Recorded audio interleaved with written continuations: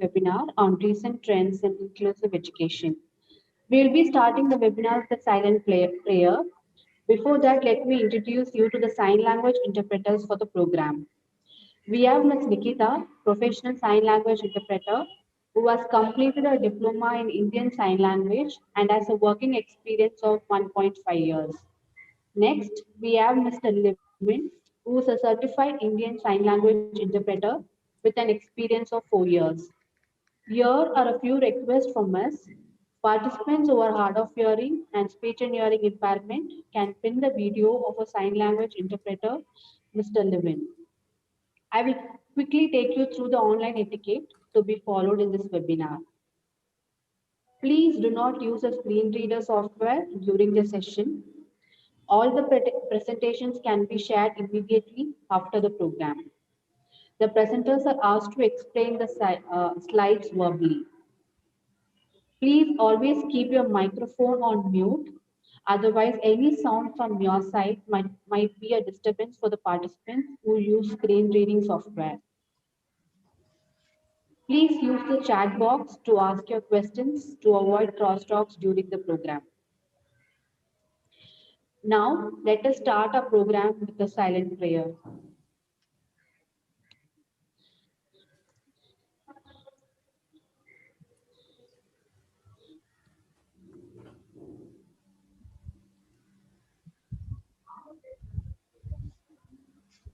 Sorry.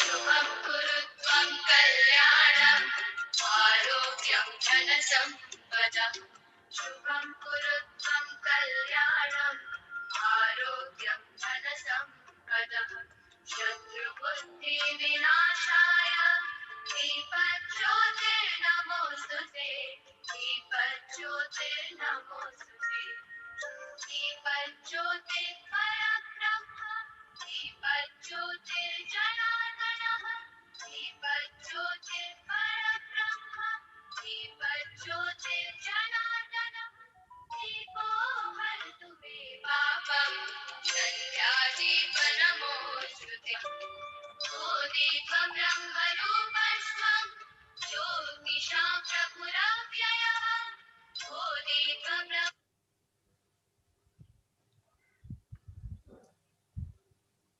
Yes, Jessie.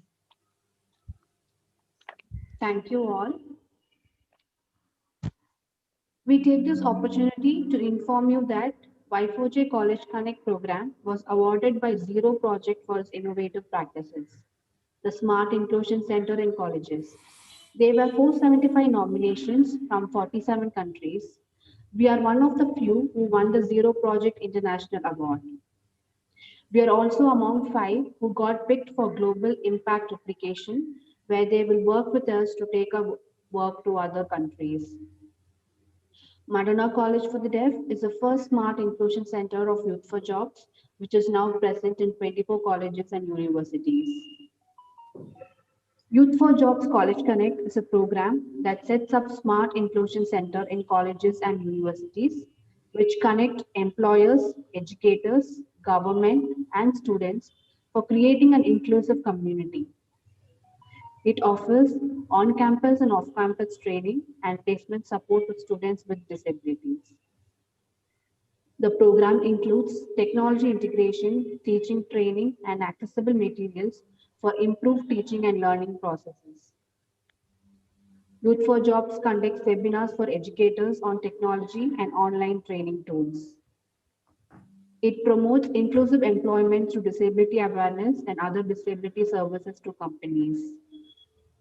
It has also published white papers on higher education and inclusion of persons with disabilities in sectors like banking.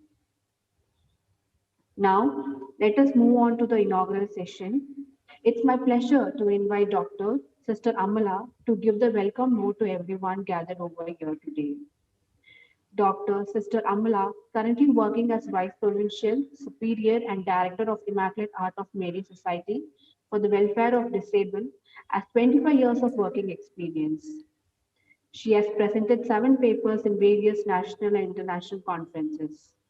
She has been awarded the Gold Medal for being the best student of PG College of Social Work in 1992-1993 and has received an award for being the best NGO working for the persons with disabilities in 2018, 19, and 20 during International Disability Day by State Government of Andhra Pradesh. Welcome, sister. Over to you. Good morning to you all. Honorable Chief Guest, respected principals, professors, research scholars, teachers, and my dear friends. Dear friends, I am Dr. Sister Amala, the executive member of Immaculate Heart of Mary Society for the Welfare of Disabled and director of Medona Comprehensive Resource Center for the Persons with Disabilities. Welcome you to the virtual webinar on recent trends on inclusive education. This webinar is developed and designed some of the concepts to be discussed by very prominent invited speakers for the 2 days. I know this is as we are all facing a very unprecedented, unexpected situations in which we have basically go off online and conduct all our teaching and learning. May I welcome with gratitude Dr. Sara Varghese, the country director and manager trustee of CBM India project, who is always available, energized personality who is incredibly passionate about people and cultures.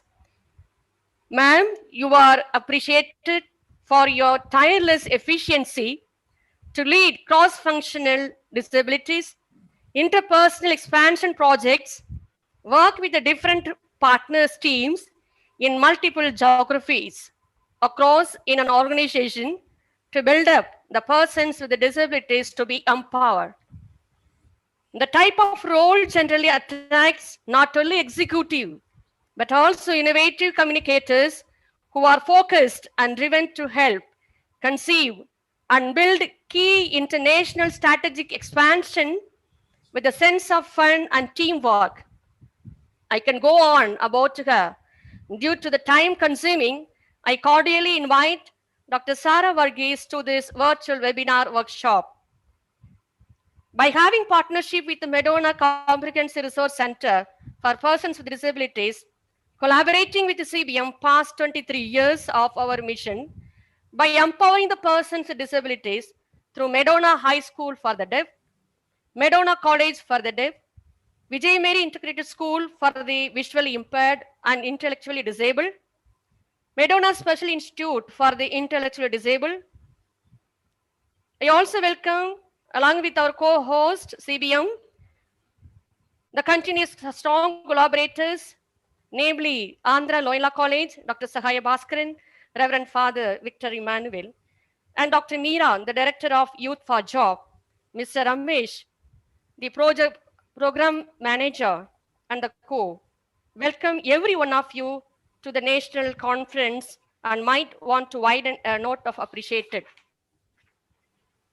Dear friends, I am also very extremely happy to welcome Dr. Victor Emmanuel, the principal of Andhra Loyola College, someone who is incredibly passionate about people and culture, who is the man of simplicity, having companionship with our Immaculate Heart of Mary Society past more than 30 years. Dear Father, we are very much grateful to welcome you to preside over the inaugural session. Our heartfelt welcome goes to our dignified speakers, Dr. Sahitya, Ms. Immaculate Heart Mary, Mr. Rajesh Khanna Shanmugam, Ms. Aurelia Ropat Taylor, Ms. Krishna Kumari, Grish Abhinav, Ms. Isabel Bala.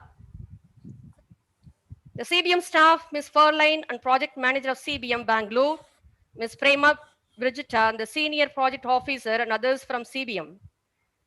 Strategies most often success because they are well executed. That was from Laurie Bosdy, former Allied Signal CEO, said, there must be a leadership beyond the strategy. If you really want to drive profit, you have a motivated execution team. You would be much better off planning less complex strategies and ever less implementation plans, because by increasing the importance of execution, one will be able to provide extraordinary results. It is so noteworthy above empowered of staff of CBM wholeheartedly welcome Ms. Fairline, the project manager of CBM Bangalore, and Ms. Prema Brigita, the senior project officer, and others from CBM. Also, they had accepted to chair the sessions for the 2 days. Welcome, ma'am. Reverend Sister Mercy, the principal of Madonna College for the Deaf. I should not forget to mention Sister Mercy, the principal of Madonna College, who is always having analytical skills, sound business judgment, and creative problem-solving skills. Fast-paced environment and need nimble leaders who can move fast and capable of breaking down and solving complex problems. By having with these skills, along with the ability to create and sustain urgency, can thrive in ambiguity and drive results. I welcome Sister Mercy. The organizing committee, obviously it goes without saying that great effort went in preparing for this day, because the preparation could not happen overnight. It requires careful inspection of every details, as even the slightest carelessness can spoil the entire efforts. So let us appreciate the efforts of all the members who are working the day and night to shine in their performances, like Dr. Sahaya Bhaskaran, the coordinator of Hepson, Andhra Loyola College, Mr. Ramesh, the project manager from Youth for Job, Ms. Archana and co, Youth for Job. All the participants, academicians, teachers, lecturers, research scholars, students, without you, the webinar may not success one. I heartily welcome you all. Also, I would like to present the objective of this webinar for 2 minutes. It is to provide a platform for various stakeholders on education and disability management to enhance their understanding on inclusive education for the persons with the disabilities and integrated disability management. Another purpose is to bring together diverse specialities on a common platform with a view to facilitate networking and engagement between professionals. This is to provide specialist knowledge with the lateral understanding, research and application of technology for managing disabilities. The webinar will focus on issues related to inclusion of persons with disabilities in mainstream education.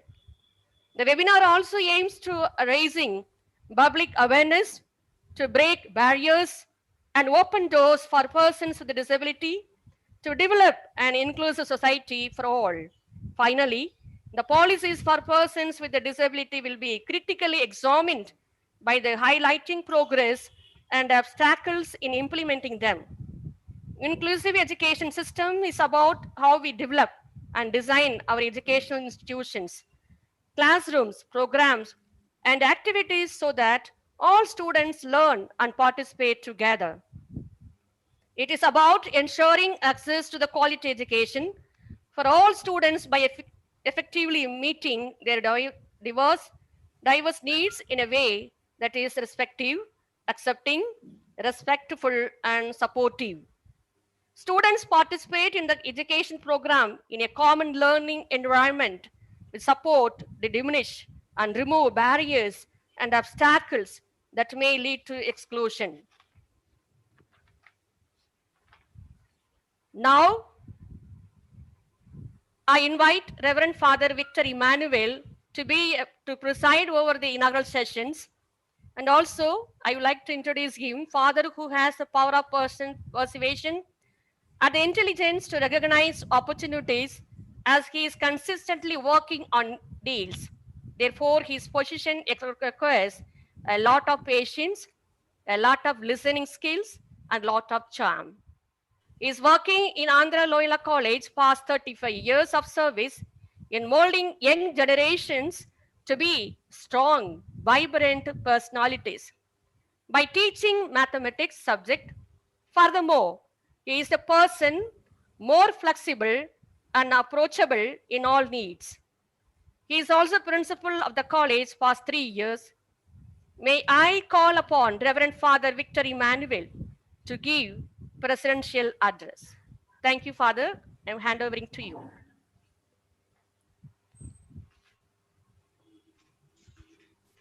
Father, you are on mute. Father, you are on mute. Very good morning, everyone. Good morning. Thank you, Dr. Ramala, for introducing me with elaborate epithets, which I don't deserve actually, because most of the work is done by Sagai Bhaskaran. But I have a special attraction towards these people. When I was doing my regency, 1988, 87, 88, I used to regularly visit Madonna. Sister Mercy also was there. I think earlier people were there. And at that time, I was not even a priest. I used to get inspiration from their interaction with the students, especially girl students. And I used to get attached to them. Even I remember the first batch, there used to be some Sujata. Even I remember, I don't know, not Sujata, I think. Some names, a few names. I used to take some chocolates and give. I was thinking it is a kind of a pastime. It is for them, it is full time. For me, it is only part time. Evening, I go once in a week, get some relaxation for myself and get to know their job and come back. But my job is different. After some time, I happened to teach a student who was similarly disabled in our college. That became a challenge for me. To teach a person which is not of my type. My type means I can see, I can hear, so many things are there. The other person is not that. But afterwards, I came to know the type of questions he asks, the type of job he does, entirely teaches different things to me. So this inclusive education is not only for the including disabled, so-called otherwise able. So many words may use, but still, for whom we are meaning. These otherwise able, capable people, all that. These people are always looked as if they have lacking something. But when you teach them, you come to know that you lack something. The teacher lacks something. You're not able to teach something better than them. They are more eager. They're more easy to catch. They're more sharp. They're more dedicated. Their talents are immeasurable. There used to be one Ramu. He can clearly see. He looks as if eyes are open, but he cannot see. I was the warden. He used to come and he used to tag. Wherever he goes, especially for debates, he will win the prize 100%, I was sure. So that was another Ram, I remember, long back. At that time, Sagai Bhaskaran also was not there in the college, 1987, 88. So when I was the warden of Xavier Hostel, that is how I started my career here. So these people, inclusive education really means not just including these people and doing some favor to them. No, inclusive means including everybody who is in education. That means teacher, infrastructure, challenges. Even the other students have to learn something more. And all inclusive means each individual has a different needs. So that is the challenge of a new education and a future education. You don't give same dose to everybody. That's very, we know that. When you go to a doctor, we always advise somebody to go to a doctor, don't self-medication. You know, for what you have a fever, go and take that. It should have been over. But it increases. For some, it works, some it doesn't work. Because anacin and metacin and all that doesn't work for some. Some have to consult the doctor. In the same way, education has to be individualized. We give the same medicine to everybody. What a sin it is, what a blunder it is. We are accustomed to that. We are accustomed to that and we take for granted. And Loyola College also do that. We also do that. Our education is built like that. Individually, that's what even medical field is going towards that. Each individual record will be taken. When you apply for that, this is your record and this is the medicine will go to you.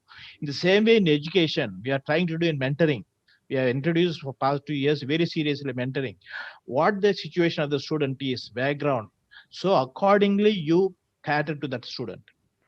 So now we are in collaboration with Madonna, we are focusing on these people who are otherwise able people, so that we learn from you. It is not that we are going to do something favor to you. That's what I want to be very clear. So all inclusive. So include us into yours, because you have a human heart, you have a compassionate heart, you have a challenging spirit. So much to learn from you, and to that is a challenge for us. Challenge for us. So there's no more empathy, no more sympathy. It is a challenge. The challenge to include you in our midst and to be include ourselves into towards your life. So life becomes holistic. Life becomes beautiful with you. So you are now more given a separate room, a separate. No, you are all part of us. We are also part of humanity. Humanity will never grow only one side growth. One side education, one side growth is never an education. So this inclusive education is what all things about. Inclusive of values, inclusive of persons, inclusive of gender, inclusive of nature, inclusive of everything. That's how I look at education. And today's Youth for Jobs and CBM people, and especially Dr. Sara Varghese and the people, Ramesh, Archana, Sitamala and all, of course, my man, Sagai Bhaskaran, they are all there. They are all there. They are all behind you and they will be doing good job. It is a great opportunity to be part of this great venture. So these are the people which will make a difference in the world. These are the efforts that will make a small difference. Small difference is enough that will spread like a fire if we do it with fire in your heart. So I wish all the best. Take care that we respect one another, we learn from one another, that we are, everybody is one way or another have got some disabilities in ourselves. Let us learn from others, let us support one another, let there be unification in our approach, in our everything, let there be inclusive of everything, that inclusive of nature, inclusive of persons, inclusive of everybody who is struggling in the society. Let us do what we can to bring the society up. So with these opening remarks, I ask the chairperson or the to proceed further. Thank you, Father, for your felicitations and recognition. Still in the relationship you are built up with the Madonna, and also in the appreciation words. You are recognizing the mercy and companionship with our society. Still we are having collaboration with you through your staff for in your college. And also, Father, inclusion is not only for one sector, education alone, but in all the sectors we need to concentrate. So thank you for mentioning the individual attention is more appreciated when we gather and do the missions to the anybody. So inclusion need to be in all the corner of the society. As Father, we understood and also learned from you. And also thank you for your collaboration to empowering these personal disabilities through visually impaired students, also learning and also educating through your esteemed organization. Thank you, Father. Thank you. Thank you. Now, may I call upon, invite Dr. Sara Varghese, the country director and managing trustee of CBM project. Dear friends, I feel proud to introduce you to this incredible, our chief guest, Dr. Sara Varghese, had made a powerful contribution to the field of persons with disabilities. Dr. Sara Varghese graduated from CMC Vellore, India, and is a fellow of the Royal College of Surgeons, Edinburgh. She has done her master in public health from London School of Hygiene on tropical medicine. Dr. Sara Varghese, an ophthalmologist and public health specialist, is the country director and managing trustee of CBM India. She earlier worked with the World Health Organization, South Asia Regional Officer, as a program manager in disability and rehabilitation. She has been closely involved with the National Vision 2020 Forum as president and planning for Vision 2020 in India, Nepal, and Bangladesh. Dr. Sara Varghese, may I invite you to inaugurate the 2 days virtual webinar and give your valuable felicitation and suggestions and guidance with your inaugural address. Thank you, ma'am. Please. Good morning to all of you. It gives me great pleasure to be at this, to address this audience, and it's an honor to be asked to speak at a national seminar on trends in inclusive education. This is being organized as part of a CBM-supported project, the Resource Center under the Immaculate Heart of Mary Society for Welfare of Disabled, in collaboration with Youth for Jobs and the Loyola College, Vijayawada. I would first of all want to thank Reverend Dr. Father Emmanuel for his inspiring words, and maybe talk a little bit more along the same theme. I sometimes, when I'm asked to speak at an education conference, I wonder what I, an ex-ophthalmologist, am doing speaking on education. But let me just speak from what I have learned and my experience of the sector. And I want to start with a story of two children. One was the son of a professor in a very eminent college in Delhi. His parents were both professors, and this young boy failed his year 10 examination. When he failed his exam, he ran away from home, and he somehow landed up in Goa, and he found a job with a Catholic institution. And after 1 or 2 months, the father, they asked him, don't you think your parents are worried about you? Don't you think you should be in contact with them? And after that, he contacted them, and then later he came back, he passed his 10th, he did his graduation, and post-graduation, he's working now. The other boy was a very bright boy, the son of a watchman. He had absolutely no family support in his education. A teacher in the housing society where his father worked gave him tuition. He passed his graduation, and he did a degree in computer engineering. Even after successfully completing this, it took him 6 years to get a job. Coming from such a deprived background, he did not have the social skills, the ability to speak convincingly, to talk about his capacities. And it was so difficult for him to move forward in life despite an education. This is the inequalities in our country. the difference between a child from a good family background and the child from a deprived background, even if they have education. What to say about children with disabilities, especially those from poor socioeconomic background? The levels of inequality they face are amazing. The pandemic has thrown this into focus.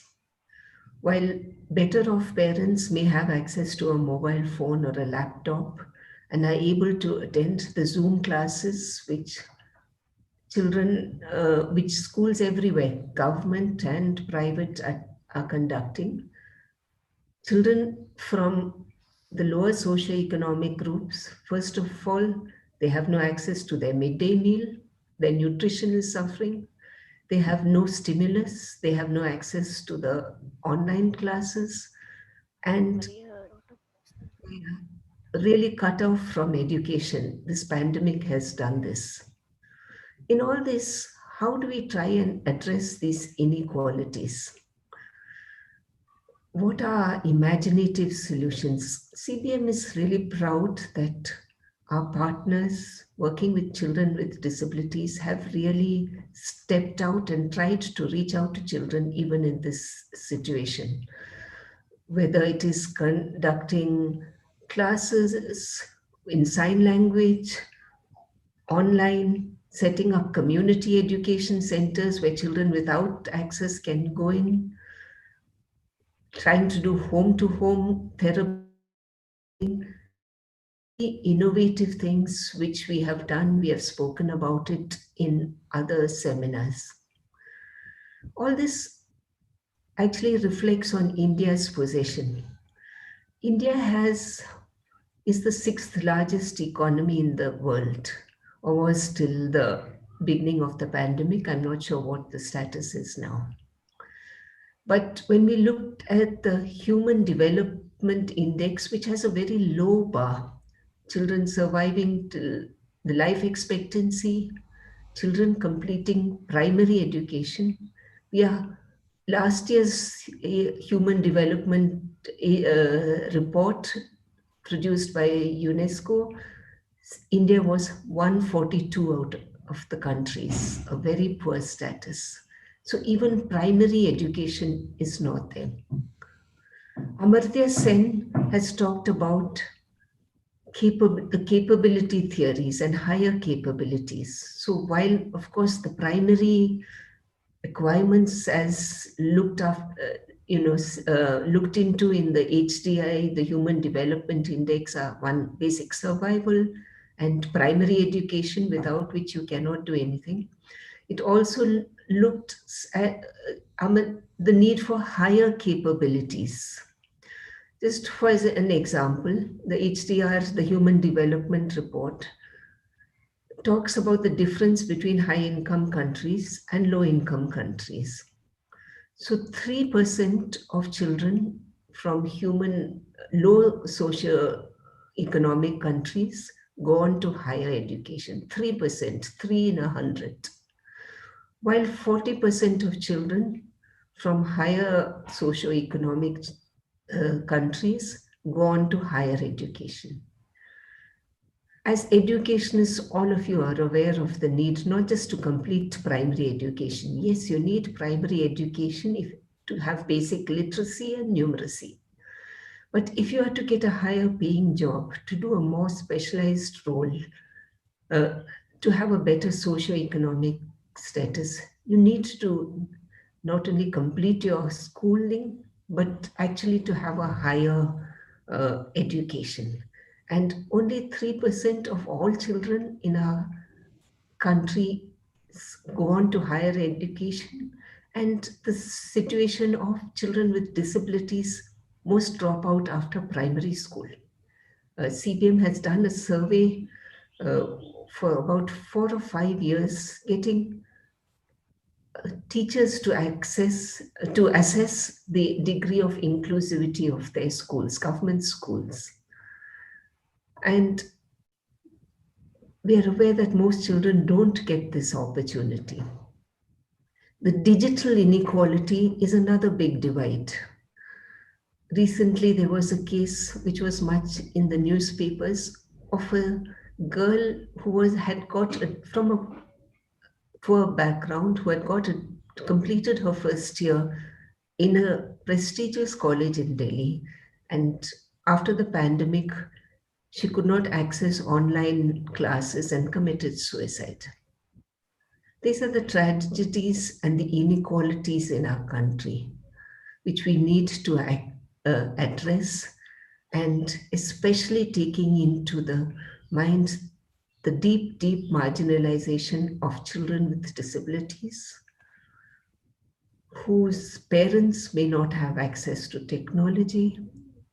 I congratulate Youth for Jobs and Loyola College and Madonna Institutes for all the work in trying to make education more accessible. CBM has been associated with the Immaculate Heart of Mary Society for more than 2 decades. We have together gone a journey from special education towards inclusive education. And here we have so many experts, scholars, academicians, researchers with a common vision to have an inclusive world where people with disabilities enjoy their rights and achieve their full potential. Our journey with Vijay Mary and the Immaculate Heart of Mary Society, as I said, started from a special school and which has gone towards inclusive education. We are all in this on a journey together. It's heartening that students with hearing impairment from Madonna have been awarded degrees. They have awarded championships. That Madonna has links with the Panchayat and recognized by the state government. The topic of the seminar is really very pertinent and very relevant at this time. I would like to congratulate you all, encourage you all to think further, to work harder, to build a better and more inclusive and equal society. Our appreciation to all the institutions, Dr. Sister Amala, the Vice Provincial, Sister Mercy, the Headmistress of Madonna College for the Deaf, Sister Maria, Headmistress Madonna School for the Deaf, Sister Raji, Vijay Mary Integrated School for the Blind, and Sister Lily, Madonna Schools for Children with Intellectual Disability, for making this seminar happen. Thank you all and all the best for all your deliberations. Thank you, ma'am, for your appreciation words. And also still, you're all more concerned about this equal society need to be brought up, need to be thought of, need to be analyzed. That is always your backbone of all our partners to boosting us to go towards inclusive society. Thank you for your partnership still with our Immaculate Heart of Mary Society and making our society to work to make persons with disabilities to be empowered. Thank you, ma'am, and quoting so many facts and the recent burning issues that has been taking place even without primary education is lacking in our country that need to be addressed through all our partners, NGOs, and also research scholars. Thank you, ma'am, for all your thoughts and inspiration words and felicitations. Thank you, ma'am. Thank you, Dr. Sara Varghese, for your thoughtful words, and thank you, Dr. Sister Amala.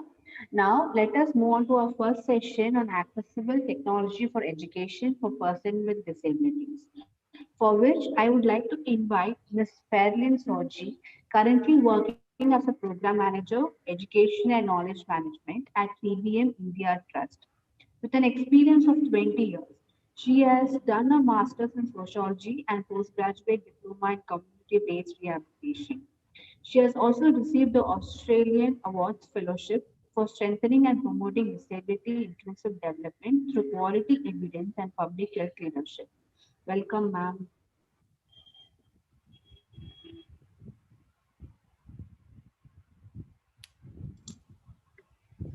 Good morning, everyone. Can you hear me? Yes, yes, yes, ma'am. Yes, it's a pleasure to be here in this event. And not to waste time, we would like to proceed with the deliberations of the day. We have important topic for discussion, which is accessible technology for education for persons with disabilities. We have the first speaker on board, which is Dr. Sahithya Bhaskaran, who is a consultant pediatric ophthalmology and vision rehabilitation from Arvind Eye Hospital, Madurai. Doctor has about 4 years of experience as a consultant in the hospital, and her key areas of interest includes vision rehabilitation, early intervention, and cerebral visual impairment in children. Her focus is to mainstream persons with visual impairment and reduce cross disability through early intervention. So, Dr. Sahithya, over to you for the deliberations. We'd like to hear more from you on accessible technology for children with visual impairment. Good morning. Am I audible? Yes, yes, yes. Thank you so much for the introduction, and thank you so much for the opportunity. It's a great honor to be a part of this webinar today. So I'd like to share my screen. Is my screen visible? Can you see my slides? No, no, slides is not, but only you are visible. Okay.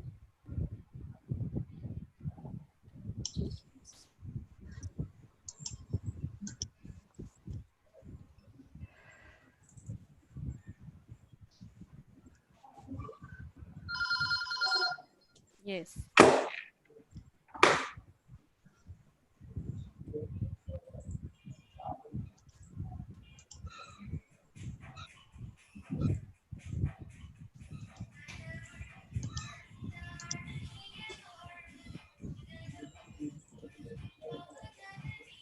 Okay, I'm just trying to share my screen again.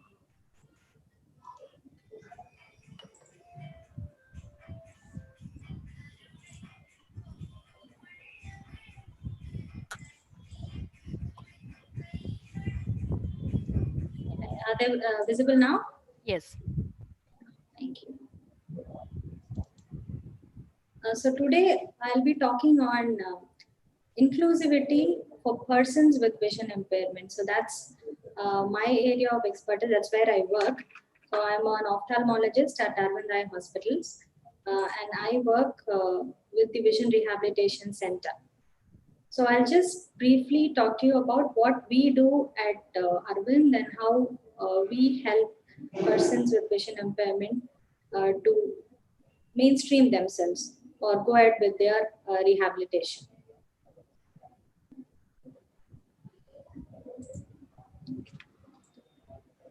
So as much as doctors usually talk about the percentage of disability or the amount of vision impairment, we'd like to start off with what we call as functional vision. So every time we see a person with VI or a child with vision impairment, we'd like to see what their functional vision is, meaning what is their residual vision.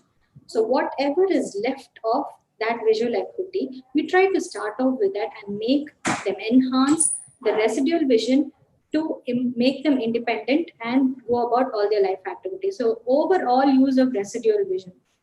This residual vision may range from nothing to probably say 30, 40, 50%, doesn't matter.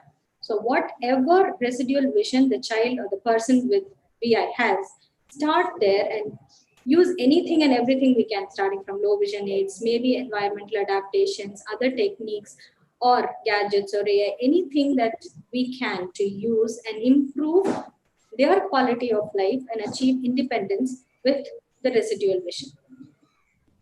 So when we say rehabilitation, largely we understand it as the recovery of an ability, meaning they have learned a few abilities, or in due course when they become visually impaired, they lose a few abilities and we help them recover that ability.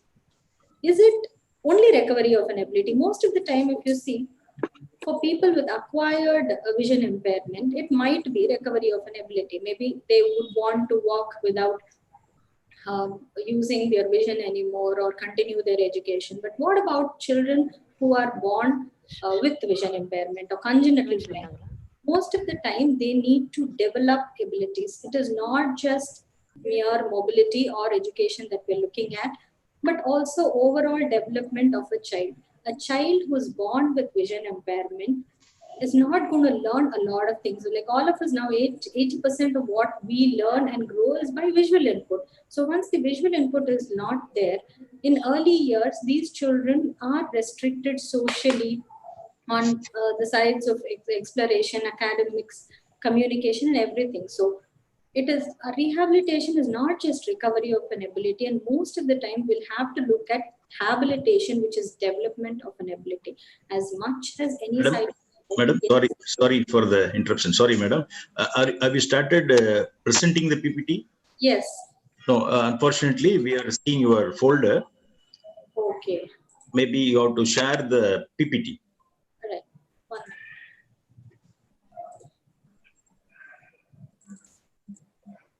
minute. Yes, now visible. Thank you.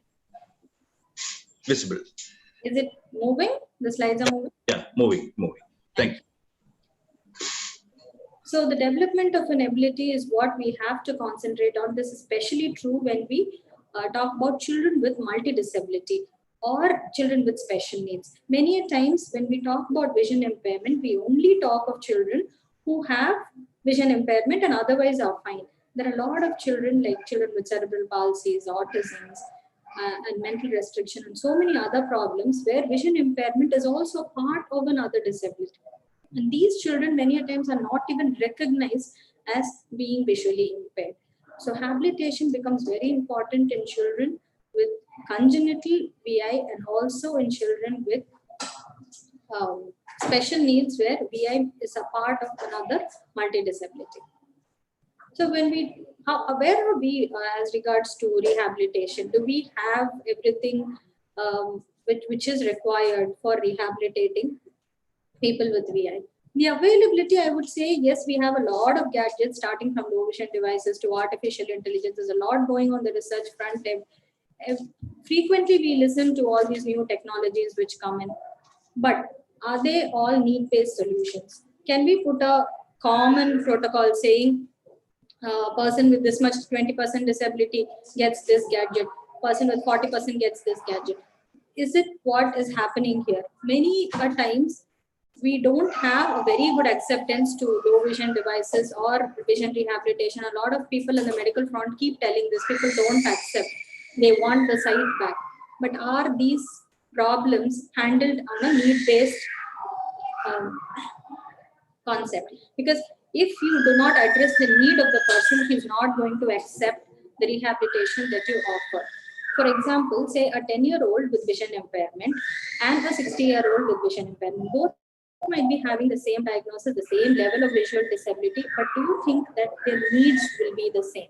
A 10-year-old would want to walk, play around, go to school, do his education, whereas a 60-year-old would want to stay at home, read his newspaper, watch TV, and maybe that's it. In 10 years, mobility would be a primary goal, whereas at 60 years, we might want to give him a magnifier and he'd be happy. He might not want to go about with a cane. So the primary need-based solution is important if we are going to make rehabilitation more acceptable. Another thing is cost effectiveness. When we talk about affordability, though we have a lot of rehab options around, they are not affordable. They're very, very costly, starting from simple electronic pocket magnifiers starting at 18,000 to probably 50, 60,000, or telescopes at a few thousands. They are actually costlier than a pair of glasses. Though now we have a few NGOs and a few startups which have come with affordable solutions, we still need a lot more affordable solutions for rehabilitation for persons with VI. Another thing is accessibility. So how many of them really know that these things exist?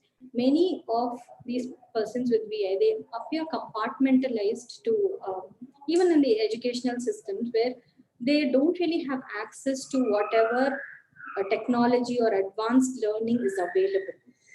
We have a tendency to immediately refer them to a blind school or to braille education, or push them to cane without giving them an option for mainstream. And many a times that thought block, I feel, stays with us because we think they don't fit into mainstream and they might need a blind school very early in life. So these are a few low vision devices. I'm not going to talk about any of these because it's been there for quite a few years now, and we've been continuously dispensing them. Most of the hospitals do have this. What I will be talking on is a few case scenarios of our patients at Arvind whom we have had, just to tell how they went ahead with mainstreaming. So this is a boy who came to us with bilateral anophthalmos, meaning he was not born with eye structures at all. When he was born, he did not have any structures of the eye, but for the first 3 years, his parents still hoped for a medical intervention. So he was not put to any rehab for the first 3 years. At 3 years, when he came to us, he had a lot of secondary behavior, like self-stimulatory behavior, a few secondary autistic kind of behavior setting in, because his exploration, his socialization was very restricted due to the VI. And at 3 years, when we wanted to put him to a blind school, the blind school wouldn't take him because they felt that he could not sit in one place. There's a lot of secondary behavior, so just get right on the behavior and come back to us. And to a special school, it was also difficult because they said he has a vision impairment. Our standard teaching is not going to work, so we had to put him to focus therapy and such. And finally, because we did not have Braille that time, we started to put him to the non-visual desktop access or the screen reader software. Slowly training him with the NVDA. Today, he is in class 11. He goes to the government school close to his home nearby. He goes with a laptop. He gives his classwork, notes, homework, and exams, everything on the laptop, and he reads everything on the laptop also. So a boy who was born blind, did not ever go to Braille, but is able to continue his education seamlessly in a government school, in a routine school, without any problems, and is going about fine. So this is an example to tell us that not every child needs to be pushed to Braille. Sometimes there are children that we have seen in practice who do not have access to a blind school nearby. They may not have a school for the blind nearby, or they may not be willing to go to a residential school.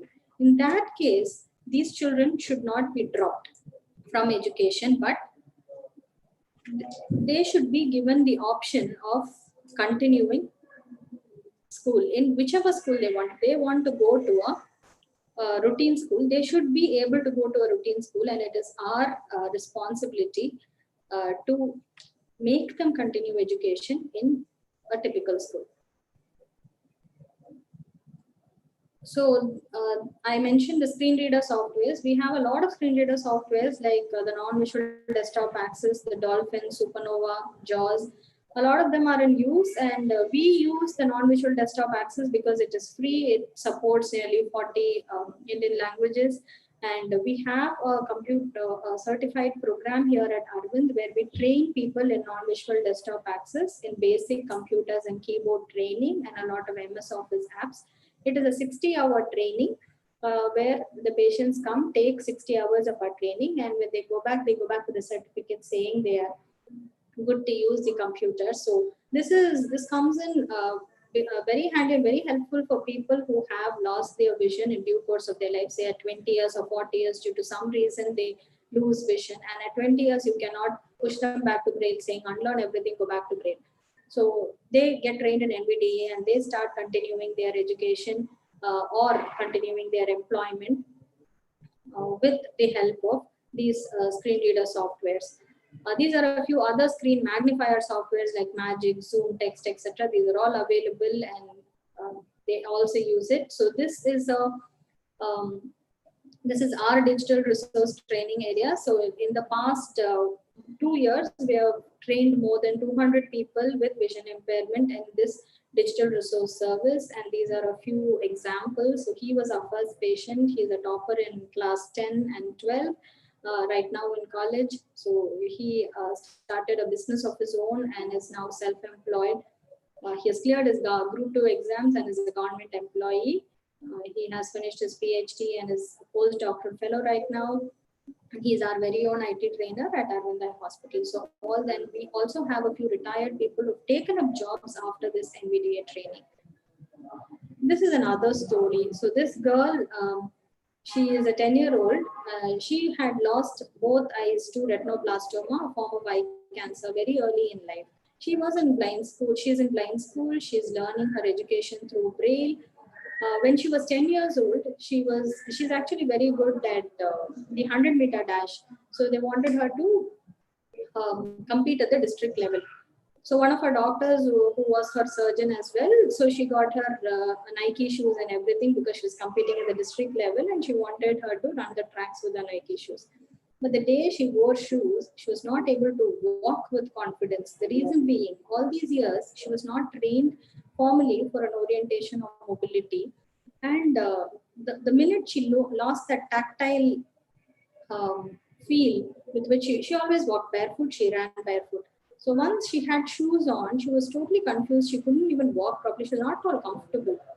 And after that, we had to bring her in and train her for orientation and mobility with the white cane. We actually made a customized height-based cane for her because most of the time we get only one-sized cane, which is an adult cane, and the canes are better when they're height-based. So slowly we started training her for orientation and mobility, and today she's good to go with walking shoes, running shoes, and she is a district champion in the 100-meter dash. And every time she wins a medal, she makes sure she calls a sentence. So what happened with this girl was that in the COVID scenario, once the COVID pandemic started, her school shut down and there was no online class in the school for the VA. So she called us a couple of months back saying that I'm in the 8th class now, and because schools have closed, I am scared that I will lose 1 year. I may not complete 8th standard. Can you help me learn my 8th standard lessons? That's what she said. So we just called her in and a few of her friends also.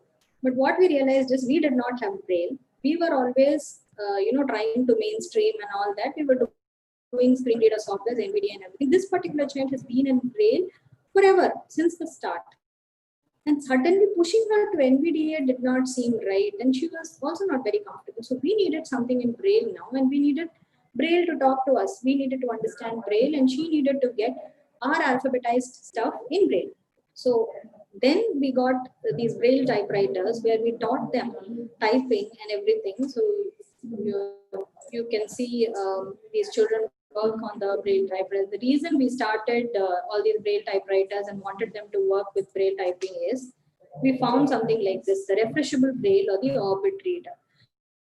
So this is a small gadget where if you get a PDF document of a book or any printed material in a PDF format, stick it on a pen drive into this gadget, it is going to convert it into Braille and project on this so that the child can read in Braille. And if she wants to type back, she can always type back in Braille, and the same thing will be converted into our alphabetized document. And if you put it back into the computer with a pen drive, it will become a PDF which we will be able to read. So this is how we realize that with Braille, they don't have to be compartmentalized, saying Braille books, Braille everything, but Braille can also be merged with what we speak or we see and read. So with this, now she's doing her 8th grade lessons and everything. Now it's become easy for her because any book, she can get a soft copy, she can convert into Braille and read, and also type back and give any printed format through this refreshable Braille. Another area of importance is mobility. And very prevalent in the country is that mobility for persons with VI starts pretty late, because it starts around the late teens. That is when they start. Until then, children don't really walk out on their own. In familiar surroundings, it's okay, but then otherwise they're not really given a proper orientation mobility training. So what we felt was when children don't get up and walk at the age that they're supposed to, then their communication, their exploration, their socialization becomes really restricted. And then the confidence levels also dip. So a normal child, a routine child, typically developing child starts at 1 year, walks at 1 year. So why should a child with vision impairment be restricted, not walk until 14 or 15 years? Why should they need somebody else to help them with walking? So what we do here is even at 1.5 years, this is a routine native walker that every child, every household has. So we also put children with VI to this native walker and encourage them to start walking as early as 1.5 years. And once they grow a little bigger, then we put them to strollers. I am sure most of you recognize this. This is called in Tamil we call it the Panavandi. So this is something that children used to play. So we made a small adaptation of it. We called it the stroller. So when the children grow, say 2.5 years, then we put them to the stroller. So they start walking the stroller. There's not much stigma associated with it. It's something like a play game. And most of the children start walking pretty well. And once they start walking, the level of confidence is really huge. And it also brings about a good attitude when they and confidence when they start walking that early. And this is a 5-year-old who's recently been trained with a height-based cane. We never thought that we could teach cane techniques to 5-year-old children. We were always reserving it for little older children like 8 or 9 years. Here you have a 5-year-old who's walking without troubles with cane. So now we start them as early on mobility as well. So for mobility, it's not just a white cane. We have smart canes. We have other devices like the blind man torch, the Austin, where you have a auditory feedback and you don't really have to wield a white cane. Many a times they have a stigma of holding a white cane. So there's a lot of other gadgets which also help in mobility. Coming on to the mobile-based applications. So another reader application is Dignify. So this is an in-house Arvind-based application which was created in collaboration with Mindtree. This is book reader software.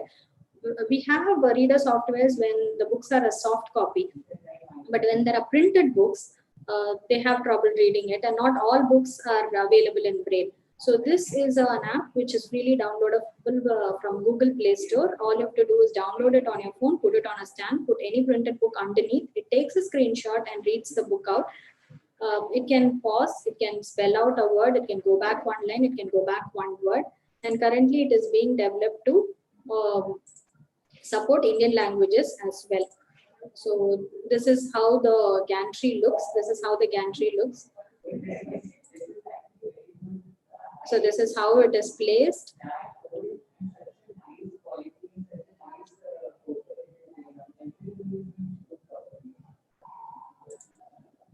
So once you start, it starts taking a screenshot. They have the controls to go forward, backward, pause and everything. So they have to open.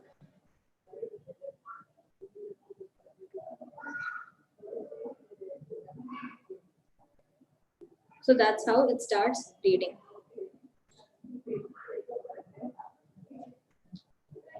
There are many apps like this available, say Be My Eyes, ID Pro, which helps in navigation, which helps you read, do almost everything, but part of them are payable. This is the Money app, which is an RBI launched app, which tells you the currency, TapTapSee, Microsoft AI. There are a lot of such applications which are available, but somebody has to go ahead, give awareness about all these apps, and many of these need a little bit of training also. So at Arvind Eye Hospitals, apart from the NVDA training, for all patients with VI who come in with a smartphone, we also teach them about all these apps. And whenever they, if they have a specific need for these apps, say the Money Recognizer app or the navigation app, then this comes in really useful. And TalkBack for Android devices, this is also trained in Arvind, one or 2 hours or 1 or 2 days of training where they teach everything about the magnifying options, the reverse contrast and everything, and TalkBack options on the Android phones.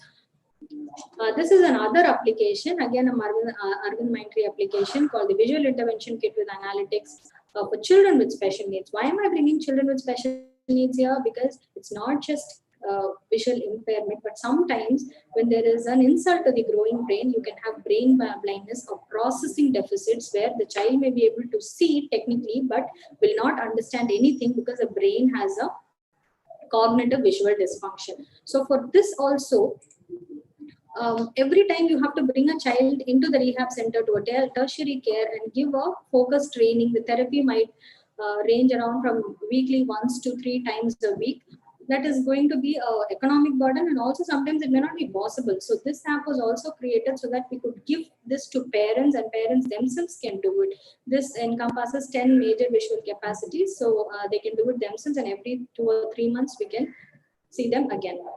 Apart from this, there are a lot of artificial intelligence like OrCam, eSight things coming in, but again, these are all very, very costly. This is around 3.5 to 4 lakhs.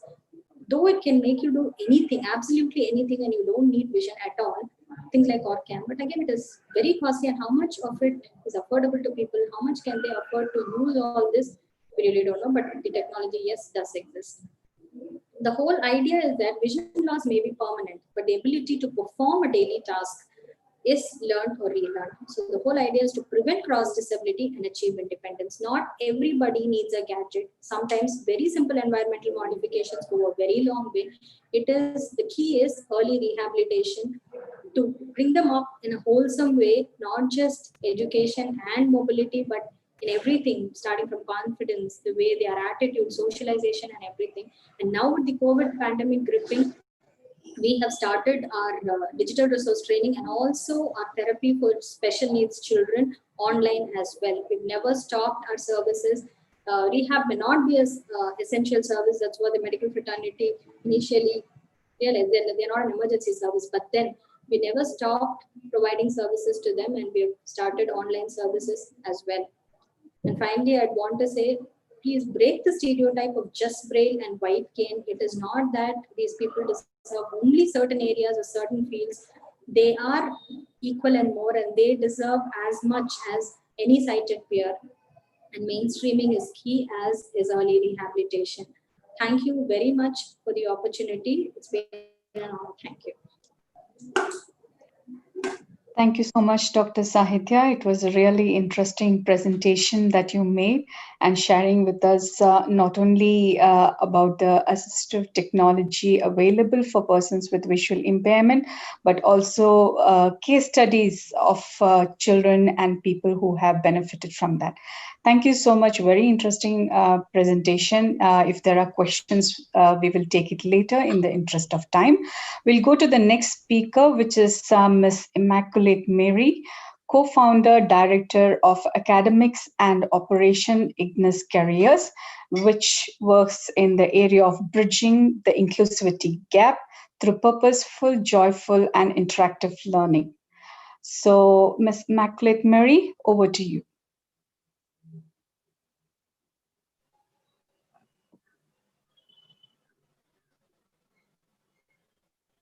Good morning, all.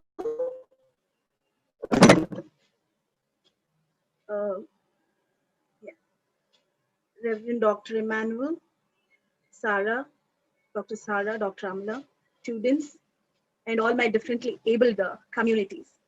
It's a wonderful day today, and I congratulate sincerely all of you who have come together for this effort. Small steps makes big difference. So I would like to take you to my presentation. Can you give me the share screen option?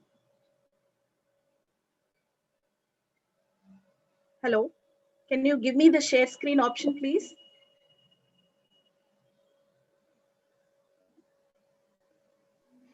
Can you hear me, all of you? Ma'am, you have been made the co-host. Can you just try? Yes. So can you see my screen? Yes, ma'am.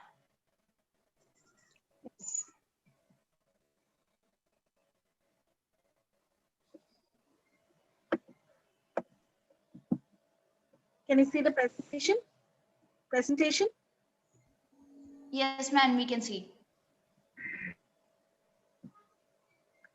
Can you please confirm that you can see my presentation? Yes, yes. Yeah, yeah. You can go The ahead. first page, bridging the inclusivity purpose. Yes, yes. Okay, thank you. So I'm going to talk about my experience. So being in the field of social work and community health, and working a lot with mainstream education, but including the needs of the children who are neglected, socially marginalized. So largely we work with first generation learners and also with children with special needs, focusing on learning disability, the slow learners. So I'll be focusing my presentation from that angle. So before going to the presentation, what we intend to do. So what the primary goal is, like we are a group of committed teachers who came for the cause for transforming teaching and inspired learning processes. And how do we reduce the social inequities? So when we say inclusion or exclusion, so what is this education? Is it really including people? Even after going through years and years of education for the children to break the cycle of poverty. So do their children come out with only with a paper degree, or the education becomes purposeful in their life? So that was the central question we started before 10 years, Ignis Careers. How do we inspire teaching and learning processes? What are the bottlenecks for the poor people who are largely excluded in the learning process, and improving the quality of education of every learner? So the mission we took was to empower educators and children, socially disadvantaged communities, and children from different abilities. So what is a core research area we have taken is integrating the English and life skills together, because we have seen many more, even the graduates. When I was studying in JNU, in a central university, I saw especially the children who come from rural area all the way struggling and come up to that level to do their higher education, they still get excluded because they did not have the strong foundation of expressing their thoughts or putting their ideas in a framework. So that itself has become a barrier for them to climb up the ladder. So we thought of coming together to do research presentation. We started collaborating with many school leaders. So our journey started with around 140 children in a small village in Banapuram, Khammam district. I'm from Madras, basically, and the co-founder, so who's also my life partner, he's from Kerala. So we both started this as an initiative when we were students in college in JNU to help a lot of people in need who are basically having struggles. So that itself has become a career for us. And since then, 2009, we have worked with more than 2.5 lakhs children and collaborated with more than 900 school leaders with this model. So I will quickly brief you about what the model, but today's presentation will be looking at inclusive education and why is it important. The different policy perspectives that is emerged, and how we can bridge this inclusivity gap in our teaching and learning processes. So most from an academic angle, we'll be dealing with how we are doing the purposeful, joyful experiential and active learning methods, and currently how we adapt ourselves to. So this is a simple question to all of you. Do you recognize any of these people in this photo? Anybody? If you have recognized anyone, I welcome you to raise hands. So do you recognize anyone in this photo? Anybody can unmute. Naga Sai Kumar or anybody. So I want to start with a simple anecdote. Who are these people? All these people are connected personally to my life, and what is special about them? So Mr. Anburajan, I was a scribe for him when I was a graduate. Through him, I came to know what is Masters in Social Work, because I started doing my psychology in WCC, hoping to do clinical psychology. But through him, in my second year of my college, he was doing his post-graduation Masters in Social Work, and he comes from a very humble family. So he's a great achiever. and he's visually challenged. So now he is completing his 15 years of service, vocationally abled in government of Tamil Nadu. And he has been instrumental to work with thousands of differently abled people to become economically independent. So he's a great hero. So many of us know Rajinikanth, Kamal Hassan, or Chiranjeevi, or Shah Rukh Khan, Amir Khan, but we don't recognize these heroes. So they're all great heroes. And he has initiated a club, New Vision Club, as an alumni of Little Flowers. They all come together and they're doing a wonderful job for visually challenged people. So in my master's, I did a study on the life of transgender communities. What are the psychosocial issues and what are the development issues in their life progressing. So I met Priya. So she's the person. She's again a person with gender from a differently able perspective. You should see she's from a Sri Lankan Tamil, and she moved to Chennai in 1978, and she's a transgender. She is an activist as well as a researcher who does a lot of work. She's an instrumental to win the court rule for transgenders voting rights also. And she continues to do a lot of research work. So she understood how the communities, by gender-wise, they are excluded, right? So many of them get into sex work and vulnerable to HIV/AIDS. So people like Priya and so many other activists have come forward, and now Social Welfare Board has come because of their efforts. And Veeramallu, again, another friend of mine. I met him when I was in final year degree through my NSS project, but still we continue our friendship. So he lost his power of walking at the age of 21, and he never gave up. And he loved traveling across India. And every 2 years he take that as a mission, and he also traveled from Kanyakumari to Kadu. Kadu is beyond Kashmir. So what we learn from these people, what is the common thread if you analyze? Okay, so I just want a small question. You can use your chat box, because I didn't want to limit to only, I don't want to limit only to lecture. So what is the common thread that is helping these people to come up in their life and to be self-reliant?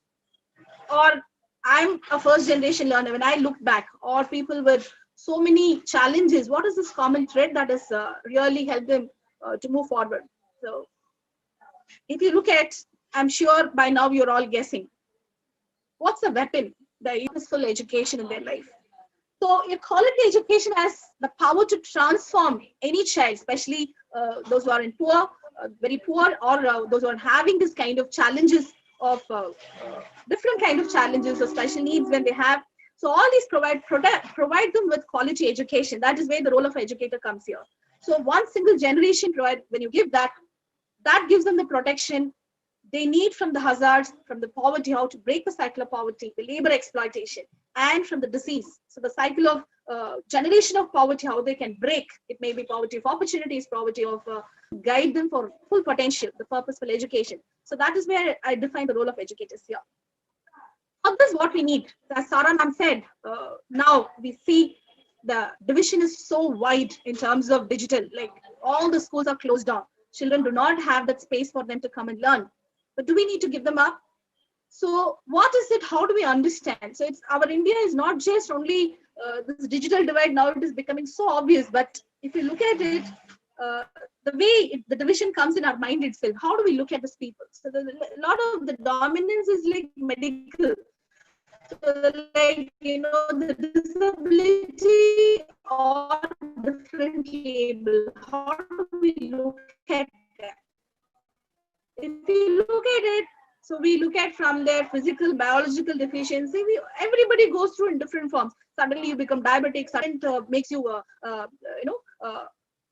not functional at all. So do we need to look at that issues purely medical, or as a saw Priya, we saw Veeramallu, how they were able to fight out their stigmas and how they were able to break their barriers and gain that acceptance and live a normal in the mainstream society. It's because of the gift of education. So here, as we said, like different kinds of the caste. When we work with rural villages, still we see in government schools, the caste layers are very, very obvious.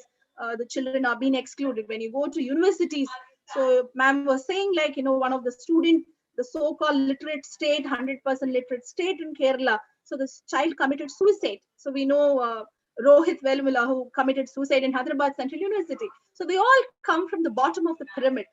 So what happens to all these people if they go through struggle, and people with, again, the problem of visual challenges or physical challenges, how much more they can go through these kind of challenges. So that is what a deeper understanding we need to develop, and how we need to bridge this divide. So the larger problem in the education system, it's not just only the people with a different able, but when we see the poor communities who are excluded, this is one. Every year, ASR brings out a report. The primary school students, almost 60% of them cannot read simple passage designed for class 2. So when the child cannot read, the comprehension doesn't develop. So the language expression doesn't develop. So because of that, if you look at it, the unemployability, the graduate students were unemployable. Basically, the report NASSCOM in 2013 said they could not speak or read or write English adequately. So when you're saying globalization, you want global opportunities go. When Sarah ma'am said only 3% of the people go for higher education or go. So why this happens? So they have not acquired the language skills. So if only the students left the school with basic reading skills, 171 million children, another global monitoring report says, that could be lifted out of poverty. So this applies to all children. So UNESCO, what UNESCO says about inclusive education, many documents I'll just skim through what are the main documents across India, and over the period of years, we have committed, we have signed, but what is happening in action, all of us know. And so what is inclusive education in UNESCO? UNESCO's ongoing process aimed at offering quality education for all, respecting diversity, and understand different needs and abilities and characteristics, meeting the learning expectations, and eliminate all forms of discrimination. If you look at India, the government of India in 2016, after 8 years, another document comes, right to care, protection, security, children can exercise all their rights equal. So like this, you have several documents, inclusion, it talks about inclusion. So if you look at the larger picture, this 2.21, so what is this in percentage, it looks it's so simple, but even as 1% also matters a lot, given India with a major, it's the populated country. So what does this figure states? So across India, across the world, UN statistics says that over 600 million people with persons with disabilities, and throughout the world, of which 400 million live in developing countries. And in that, 80% of the children with disabilities live in developing countries. And coming to India, the 2.21 crores converts to 2.68 crores of address. So they are also living with us. They are also part of with us. So how do we include? So as Father Victor asked, do they need our sympathy? Definitely not. What they need is right opportunity, right connectivity, treating them equality, and believing in their potential, what they can do for us. So these are some of the policies right from 1974. So I need not go through all these things. In 1974, we spoke about integrated education for disabled children, and 6th five-year plan, we emphasized education for different children with disabilities. CBSE had a special inclusion panel. The National Education Policy 1986, we also spoke about how we need to integrate the people with different abilities with general community. And DP was another program. And Right to Education Act, which said about education as a fundamental right for all the children. And people with disability also said that if anybody is discriminating in any form, they can go to 2 years of imprisonment and pay 5 lakh fine. And the larger international goals, even now we are talking about sustainability goals, and people with the current year, UNESCO especially marked this from 25th November to 3rd December to mark a week-long, a program to benefit for the persons with disabilities. So these awareness keeps going on. But how do we bring this awareness into action? That is a question that has to trigger in every educator's mind. So these are some of the signatories that we have signed, Declaration on Full Participation Equality. So that is where we have to move forward. So if you look from education perspective, the first shift has to come is from our thinking. Every educator should think from a different perspective. So making curriculum an inclusive and meaningful experience for children, that is what National Curriculum Framework in 2005. So this requires a fundamental change in how we think of learners and process of learning. So if you look at for the needs of our children with differently able, if you look at, the teachers must be trained. The teachers, even for the regular continuous professional skills development, they are lagging behind. But here, the National Curriculum Framework says that the teachers need to be specially trained to address the learning needs of the children who are come from marginalized background, because they're all first generation learners and they have different framework. You cannot put everybody together in the same box. And also addressing the needs of the differently able. Guided to develop materials, because they require different kind of materials according to the different strengths and abilities in every learner, promoting self-reliance, inculcating. So education is not just to acquiring knowledge and do not know what to do with it, but how do we convert that knowledge into different forms of skills? So self-reliance, inculcating critical thinking, decision-making, and different forms of skills.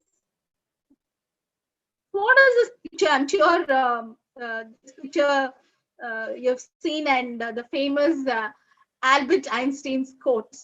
So for a fair selection, everybody has to take the same exam. So look at all these beautiful creations of God. A crow, a monkey, a penguin.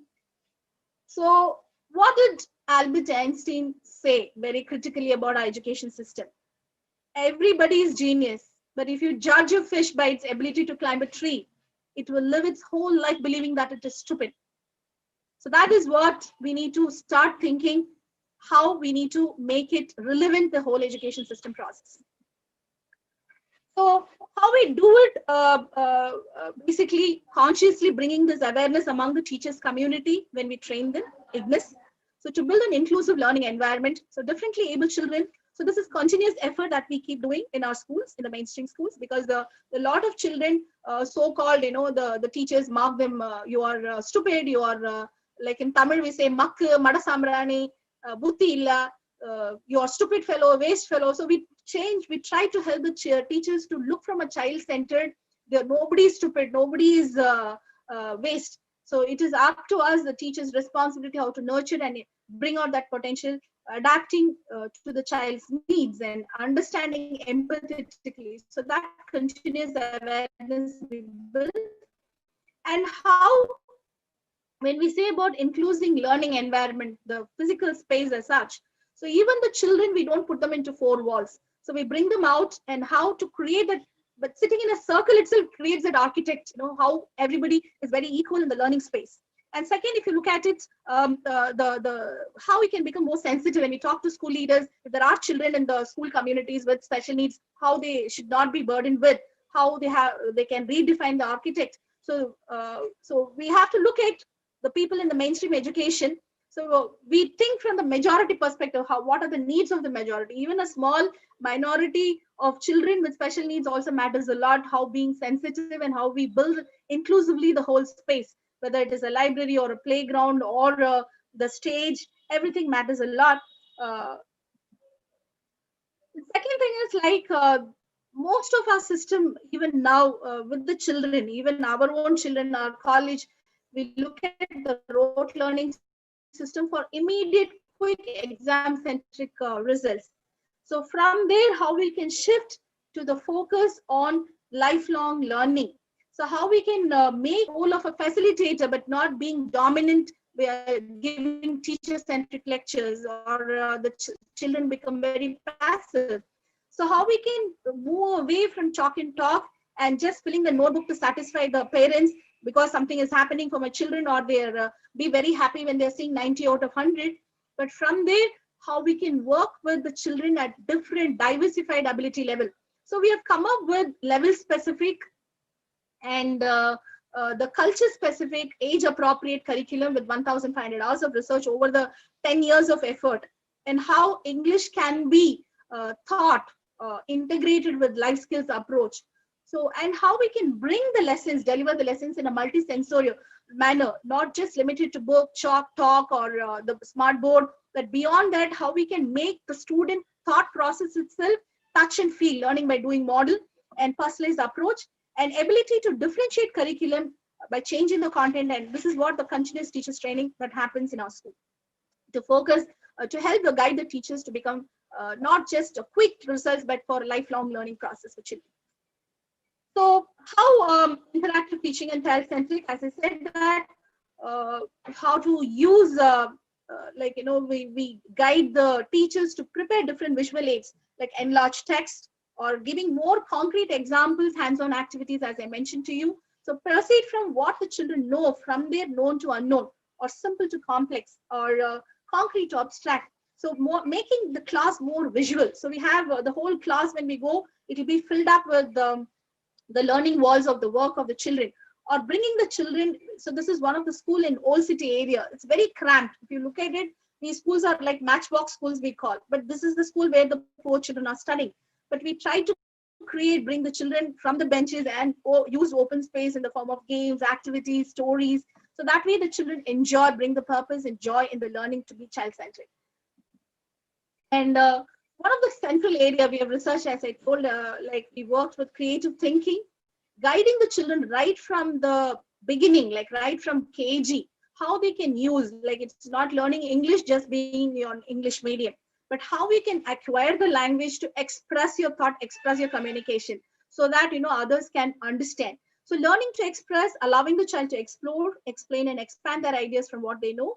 And they come up with different models. Children are guided in a very non-intrusive manner. So come up with different wealth out of waste with waste materials, with cardboard. So they create their own learning tools, teaching learning material in the class. So this is how KG to 8th standard, we have designed activity-based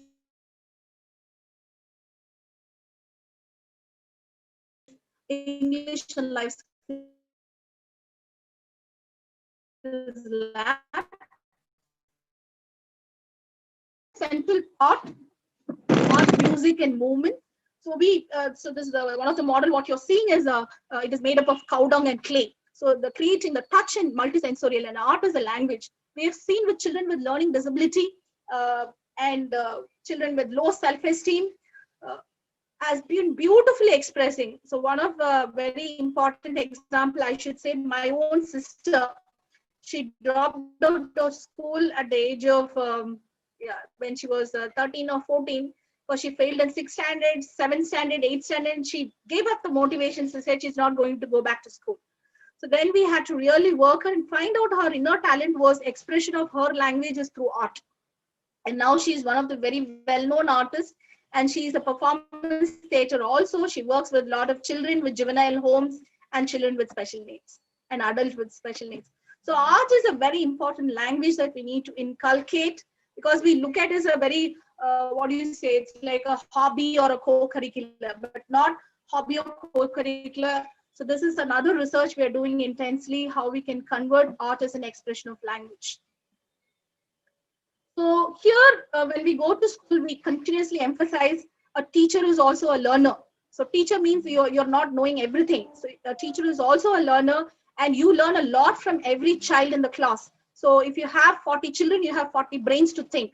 So do not, just compromise on that. So in our schools that we inculcate, the teacher and students continuously collaborate together and learn together. So one of the myths we break, like as the man was saying, the doctor man was saying, so it's quite important that identifying, if you can able to resolve how we can integrate the children in the mainstream, even if you have visual impairment. So we see children with a lot of low vision, and they struggle hard, and the teachers may not understand. They will not be able to identify the early signs also. So, but we help them to identify, rectify the problem, and the children very beautifully integrated. But beyond that also, this is a strong myth. Non-disabled students lose out when students with special needs included. So we have broken that myth, and some of the schools we have challenged. So they are all studying, and we have seen this, how other children also build the value of tolerance beyond so that social inclusion start right from the beginning, and how they understand individual difference and social exceptionality, and learn to communicate effectively with the need of individuals. The more empathy develops in the society when we integrate and learn together. And also, many of them, the children have developed that aspiration. I've seen my own students. So they make a choice in profession, special education or speech therapy, occupation therapy. So these are also professions they can choose in their career. So inclusion education, I strongly believe as an educationist here, bring closer community together. And also continuing, so this is our IGNIS team, and we also practice in action whatever we believe. Manal, she's has a physical challenge, but she's such a beautiful person. She has done her master's in English in Central Foreign Language University, and she is one of the research associate with us, and she does beautiful work. And we had even one person from a alternate gender, and he was also from biotechnology background. He was from Bengal. He was also in research department. So people, we need to, team of educators, we have to build a common purpose and vision to promote vision inclusion in action. So that is very, very important. So we do not limit only with educationalists, the teachers, the school leaders and children within the four walls. Collaborating with parents and community for social inclusion is a very important thing, because because ultimately the children need to be integrated in the society and they need to be accepted. So whether in the village or in the city where we are working, so end of the year in every school, whatever 150 hours of curriculum, what the children have gone through, the teachers have worked together, they invite the parents for the presentation. And the parents, whether you're a laborer, whether you're a farmer, whether you're a vegetable vendor, all of them are given each, because their hard work also matters to build the school. Gratitude Day called IGNIS Day. For children with special needs,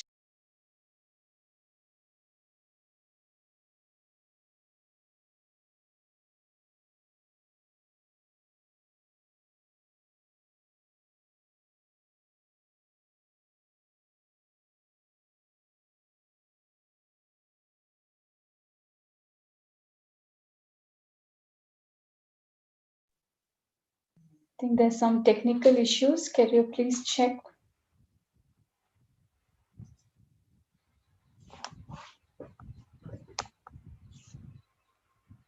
Archana? I think Ima madam is on yes. mute. I'm sorry, I lost my connectivity. Okay. Immaculate, please unmute. Can you see my screen now? No. Yeah. Yes. Proceed. Yeah. So I was just talking about Stephen Hawking. So I live in a small town now. The digital divide is very, very true, because last 5 days it's been raining here, and absolutely no internet connectivity, or the power goes off. I was just praying, God, please give this 1 hour, right? So if you look at what Stephen Hawking says, that everybody in the society, everybody is built with a purpose, everybody is created with a purpose. We all carry a moral duty, and most important, addressing the barriers to unlock the potential. Many people with so much to contribute to the world.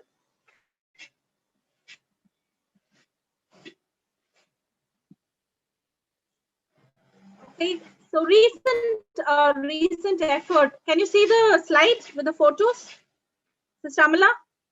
Yes. Sister Amala? Yes, you can proceed. Can you see my slide? This slide? Yes, of course. You can proceed. Inclusion in action. Yeah. So one of the recent initiative after the pandemic, we lost connection because children are not in school, so we did not stop. So we thought of reaching children using the technology, the power of thanks to WhatsApp, thanks to Zoom, who were created, but it is all connecting all of us together, even just this moment. So we created an initiative called Inclusion in Action. and bringing all children. So this was children from our own school, Vijayawada, last week, along with the children in the village community. So all the children together, around 50 children, we gathered every week, every Wednesday, called Learning Network Connect for Purpose. And they share their talents, their music, then their stories. So that's how we are bringing inclusion in action in a common platform. And on 12th, across national level event, we're going to host to bring children from rural, beyond the language barriers, beyond the regional barriers, beyond the urban-rural divide, beyond your ability barriers, coming in a common platform. On 12th, we are organizing a talent show for all the children. That is hosted by Nirmala Niketan social work students. They are doing field work with us.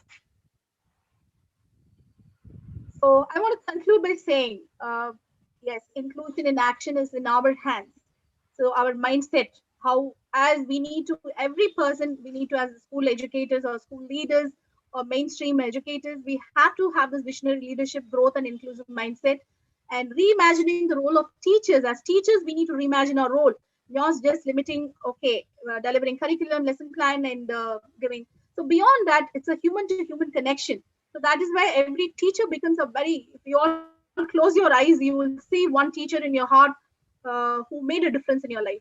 So as educators, we need to strongly believe we play a very, very key role. Like we are the school counselors, we have to become, understanding what are the needs of special education and getting trained in that, or even school leaders having a school counselor, a trained school counselor in your roles, or special educators in your role, will be very beautiful to work in a collaborative way to synergize with all the stakeholders and meeting education needs of all children, including those with marginalized and differently able. So I say that all of us take affirmation that I have the power to power to bridge the inclusivity gaps. So with that, I want to conclude my presentation. Thank you.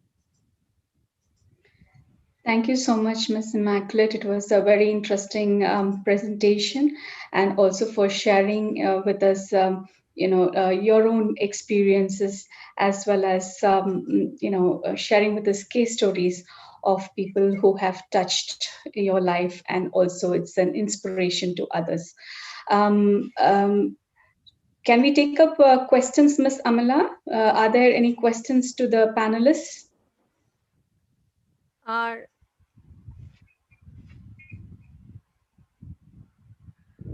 So for no questions, I know we are running out of time. Yeah, in the chat, there is no questions as much. There is no questions, ma'am. If anybody having questions, please, you can write it into the chat and we can clarify when the time comes. But so far, we don't get any questions. Okay, so then thank you to both the panelists for your very interesting presentation. As we have seen, assistive technology refers just not to products, but also to related services that enable and enhance inclusion and participation of people with disabilities. There is no one solution that fits all and needs to be customized for individual needs so that they can be which will increase their independence, improves participation, communication, and overall functioning. So these are important for us to see, and we have to always continuously see what are the barriers to inclusion and support to see through our programs how we can meaningfully address them. As we know, some of the key things for us to, observe, when we are giving services is, one of the first thing is availability of, technology, and how it can, is it, sufficient, to address the needs of people in the community. Next is the accessibility. Those who need assistive technology, how it can, be made, how the access can be enabled. Next is accessibility. The assistive technology and related services should also be appropriate. They should be useful and helpful to those who need them. Another important aspect that we need to consider is adaptability.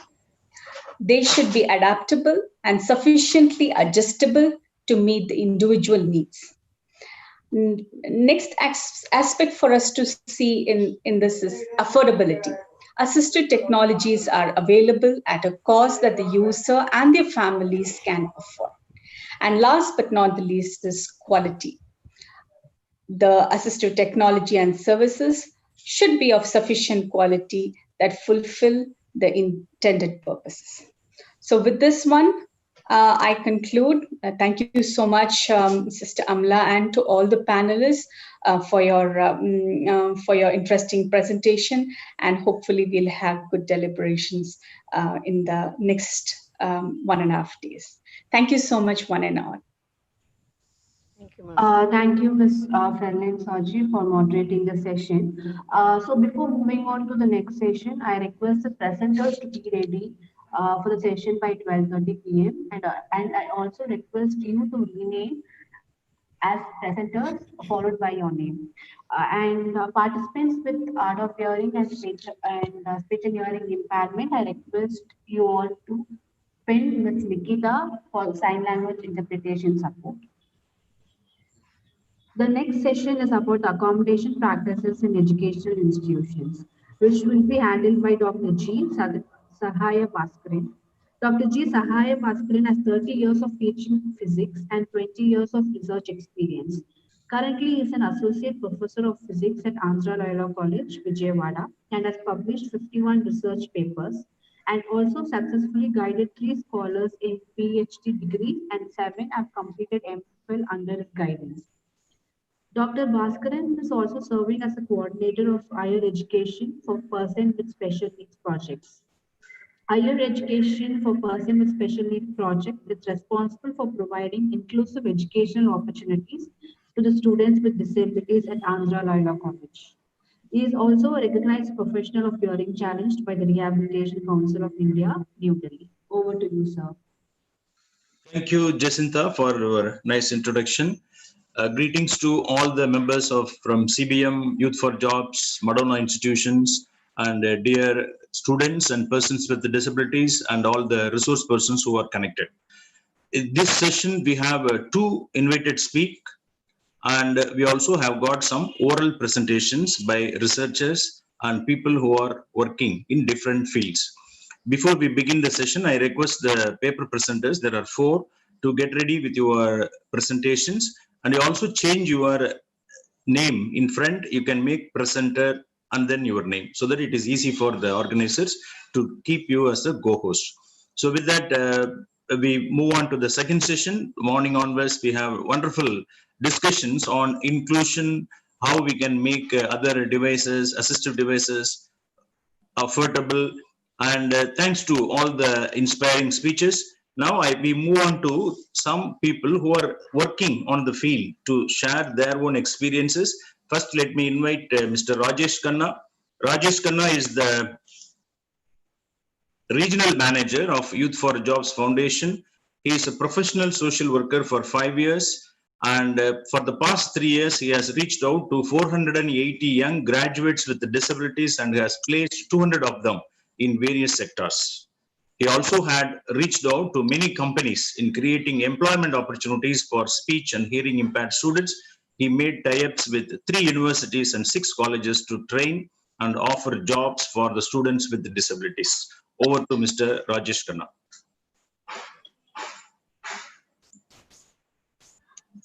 Thank you, sir. Thanks for providing this opportunity also. And a warm good morning to all.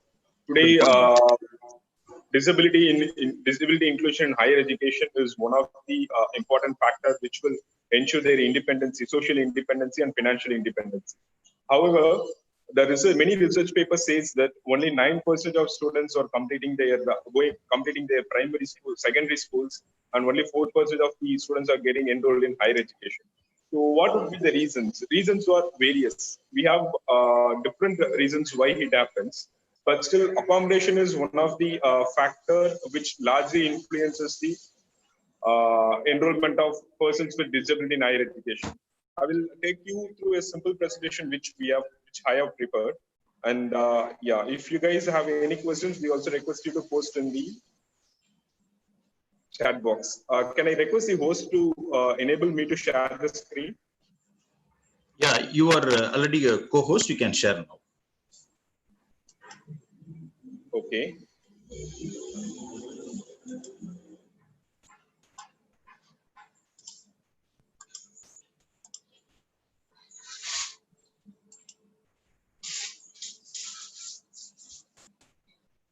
Okay, I have joined in two IDs. One I am changing as Y4J Rajesh Khanna. Can you please enable that ID to share my screen?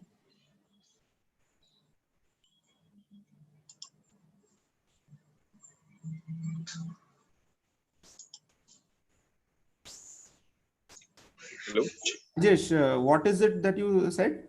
What is the name? Can you enable my ID Y4J Rajesh Khanna to share the screen? Yeah, doing that, Rajesh. Okay. Yeah, now can you try?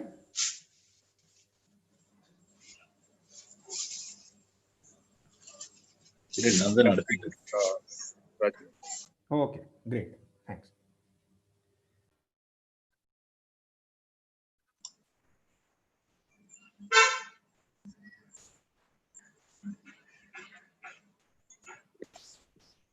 Yes, Mr. Rajesh, your PPT is visible. You can present.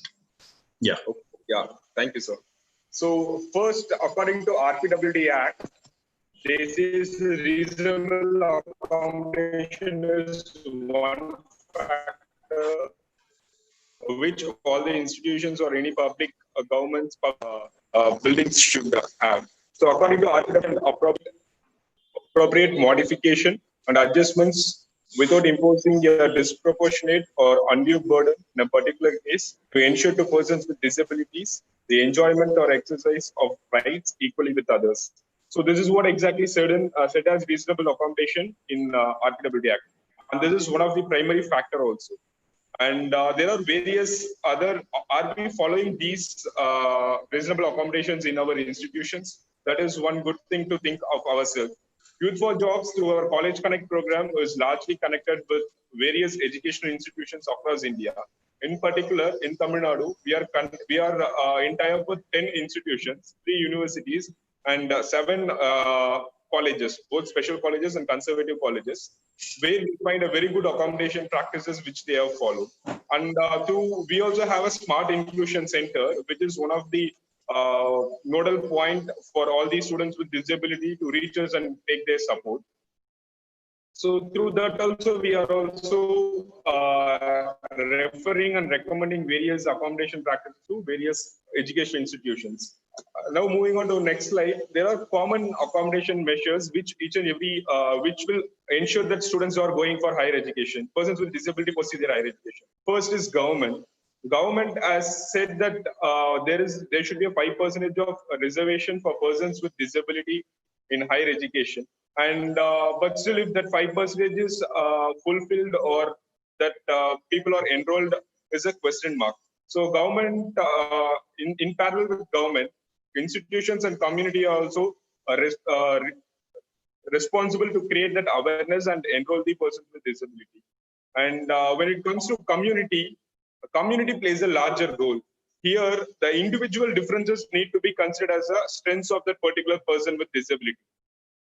There is a myth among the person with disability, among the community or parents or their relatives, whoever in their house, who's there in their close circle. There is a myth like persons with disability lack in challenges. They can't walk, they can't move, they can't see like others, and that their life is a big challenge.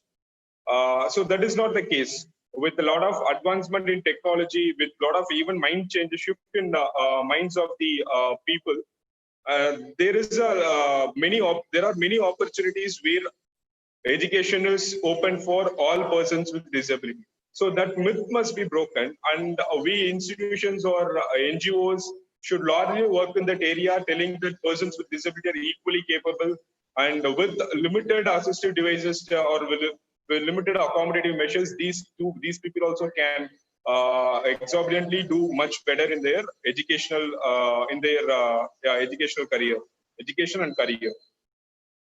For example, I would like to give a case study of a person, Mr. Vignesh, who is working in Axis Bank.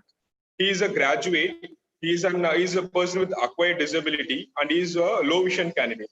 At the age of 17, his sight got deteriorated, and we placed him in Axis Bank.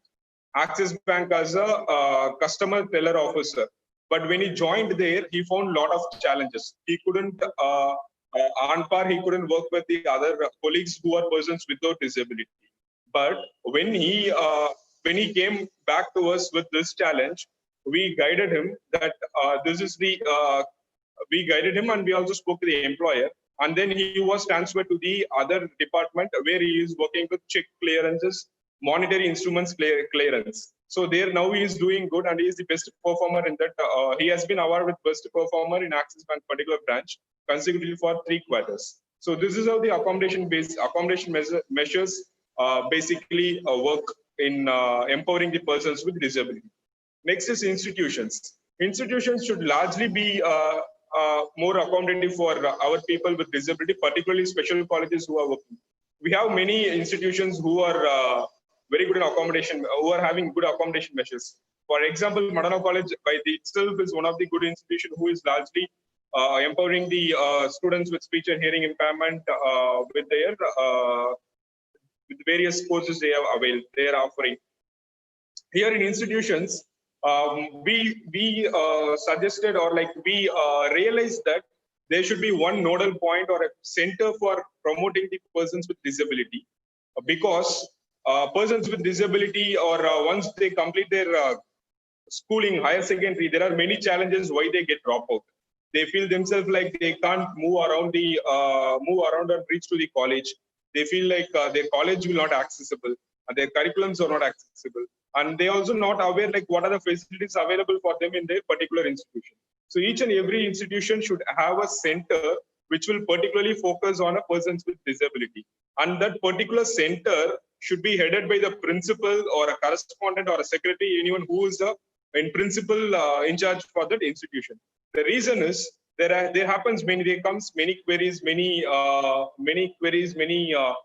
requests to support them, and it takes some time to go. It reach to the management and take some decision. So in this committee or in this center, there can be a pool of persons where the principal or management, one from management is also a representative. See, for example, National Handicap Finance and Development Corporation offers maximum of 35,000 scholarship for any person with disability who is enrolling for higher education. But we are not aware how many students with disability knows about this scholarship program. And many students, after completing their graduate schooling, they don't know how many institutions are enrolling for PWDs. What are the courses particularly available for each and every different type of disability? And is there, we also need to think how many college websites or how many universities websites are accessible for persons with disability to gather the information. What are the courses available? What is the procedure to apply for those courses? So this particular center can be, this will accommodate more persons with disability, can support them in enrolling, support them in applying for jobs, support them in getting admitted, support them in counseling, support them in career counseling the parents of the PWDs also. Parents at many times when they come to institutions, they also they're also reluctant in telling that their ward is one of these person with disability or student with disability. So this one center as center functioning as a common point or nodal point for students with disability will definitely be a welcoming measure for many students with disability in enrolling or pursuing their higher education. And one thing we do, we also have one smart inclusion center. We do is like we create more awareness among school students. For example, when they are at the end, last year we did this, when they're at the end of their or like before the examination during the month of February or mid-Feb or beginning of March, we used to go to the special schools and we used to go to the other ordinary general schools also. And we conducted a career guidance program, and we shared about how many institutions are offering, what are the courses they are offering, what kind of, which type of disability person can take that, enroll for that particular course. For example, in Tamil Nadu or in various across India, speech and hearing impaired students are available with BCom courses, BCA, computer science backgrounds. courses. So this particular institution can foster the disability enrollment in higher educations. So yeah, this is what I thought I need to share with in this slide. Next, I would like to go, I would like to go to the next slide. Particularly, we deal with many speech and hearing impacts. We deal with disability and visually impaired students. So these people, education, when they go to higher education in colleges, what are the support systems they require? Particularly, first I'll start with speech and hearing impaired students. Speech and hearing impaired students definitely need a sign language interpreter with them. And their curriculum must be more accommodative. Like with the advancement of technology in today's world, their curriculum can be transferred into videos with subtitles, and smart classrooms is one feature which will enable these speech and hearing impaired students to understand it quickly. So with these accommodative measures or factors, their education is also getting easy. They're learning the syllabus or classes, listening to the classes are also becoming easier. Now, many institutions have come forward to offer these kind of accommodative measures, but still it is very important for all the speech and hearing impaired students to have it with them. Second is with persons with visual impairment. They need definitely they need Braille books. They need audio. I mean, nowadays the books can be easily converted into audio books, and government of Tamil Nadu particularly has released a software, a talkback software for visually impaired students, where they can capture the where their syllabuses will be converted into ebooks, and from that software they can read it. So scribes, counselors are definitely important for persons with disability, and scribes is more important for persons with visual impairment. And institutions be prepared for having these scribes who is particularly working for enrolling visually impaired students. Curriculum, when it comes to person with visual impairment, their employment opportunities also increasing day by day in private sector. They are more offered with coding, programming, and with voice process. So their curriculum, the institution's curriculum should be able to match these or prepare the students with visual impairment for this particular jobs. So the institution themselves should come forward in updating their curriculum and representing with required resources, and then training the students and ensuring that they have a very good quality education in their institutions. Next, I'll go with locomotor disability.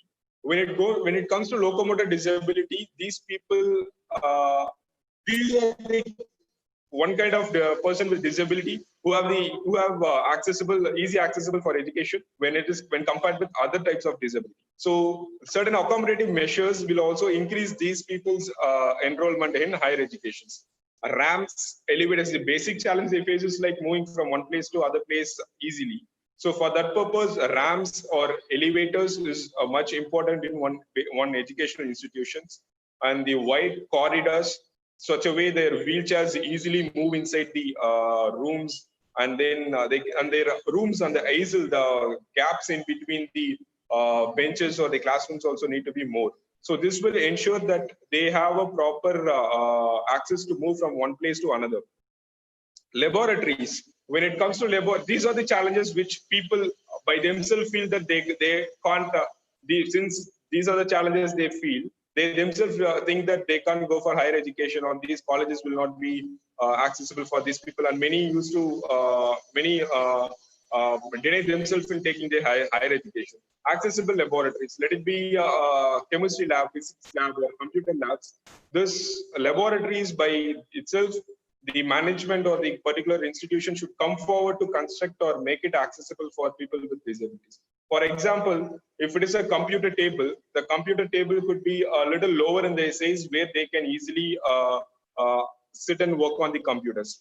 Whereas where we work, the benches or the desk will be little higher, and where the person sitting in wheelchair needs to little push themselves upward, and they want to work in the computers. So these challenges can be addressed easily. Same ways when it goes to labs or labs, physics or chemistry labs, these kind of accommodative measures can be done. And when particularly comes when they enter the room, the doors can be kept open. We can we may not have that revolving doors or revolving chairs. These kind of infrastructure facilities or accessibility features should be largely considered while when we planning, when we are aiming to enroll these students with disability. Accessible washrooms. They usually see till like washroom entrance should be like 3.5 feet in width, so that a single wheelchair can easily enter the washrooms and they can easily come out. So these all will ensure that these people can easily come out of easily access to the classrooms and higher educations. So this is one point. And next, there are two common points which is common for everyone: transportation facilities and employment opportunities. When it comes to transportation facilities, student might easily come to the institute. If my institution or college is much close to the bus stop or any rail transport, that will be one added advantage. But if it is 1 kilometer or 1.5 kilometers away from the institutions can come forward to provide the transportation facility from the institution to that particular bus stop. So this will ensure their safety also, physical safety also. And this will reduce their mental stress also to reach among this traffic, or like with the most, particularly in densely populated cities like Chennai. This is one thing which we need to definitely consider. And second thing is employment opportunities. Employment opportunities are very wide in this in this country particularly. But when it comes to persons with disability, that is one challenge, or like where the institutions or the NGOs like us, we need to go and sensitize employers, and which Youth for Jobs is doing it very rightly, and we are able to place many candidates. And here, when colleges organizes campus drives, there are many campus drives conducted for persons or students without disability. But when we organize a placement drive of such kind, we also ensure that companies are able to hire our persons with disability also. So the particular placement cell or particular institutions can parallelly work on sensitizing the employers, bringing them to their colleges premises, and ensure that these people are also getting hired in their vacancies or openings. This will ensure this will make the students with disability to feel themselves more inclusive, and opportunities are very wide and open for everyone. And this will obviously our entire educational system is working to empower the persons and to get them a good job and get settled in their career. So from that perspective, this is one important factor. Employment opportunities and infrastructure accessibilities is one important factor which each and every educational institutions should think about it and work on it. So with these limited on which is more reasonable accommodative measures, we can definitely increase the enrollment in higher education also. We can enable the students to get enrolled and get a quality education and get more jobs and good quality jobs to ensure their progressive career also. So these are the points I had to share with reasonable with the accommodative measures in education institutions. So if you people have any questions or any doubts, please post it here. I will share it from my side.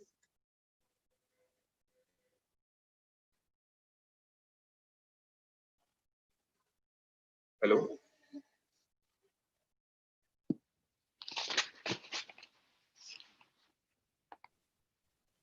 Hello. Yeah. Yes, Rajesh. Yeah. So these are the points I had to share it here, sir. Yeah. We can welcome any questions or any clarifications here. Yeah. Thank you, Rajesh, for nicely presenting what all the accommodations needed for mainstreaming students with orthopedically challenged, locomotor disabled, as well as the hearing challenged. Good ideas out of your experience. You have shared nice ideas how we can accommodate, especially in the higher educations, laboratories, living classrooms, and what all the teaching practices. Nicely, you have shared your experiences. And you are also happy Youth for Jobs is specialized in this area, especially providing placement and also providing placement training.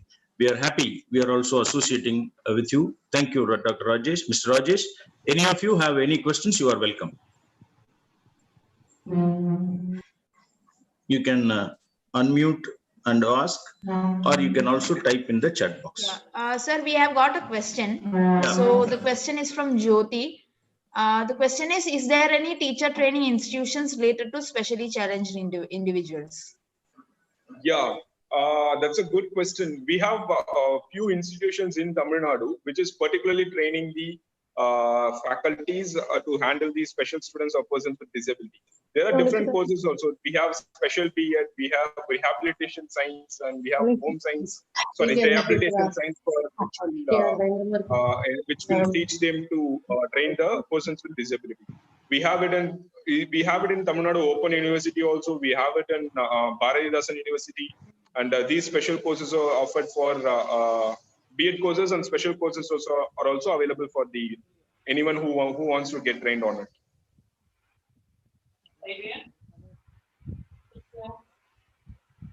Thank you, Rajesh. Is there any more questions, Archana? We also have central government universities.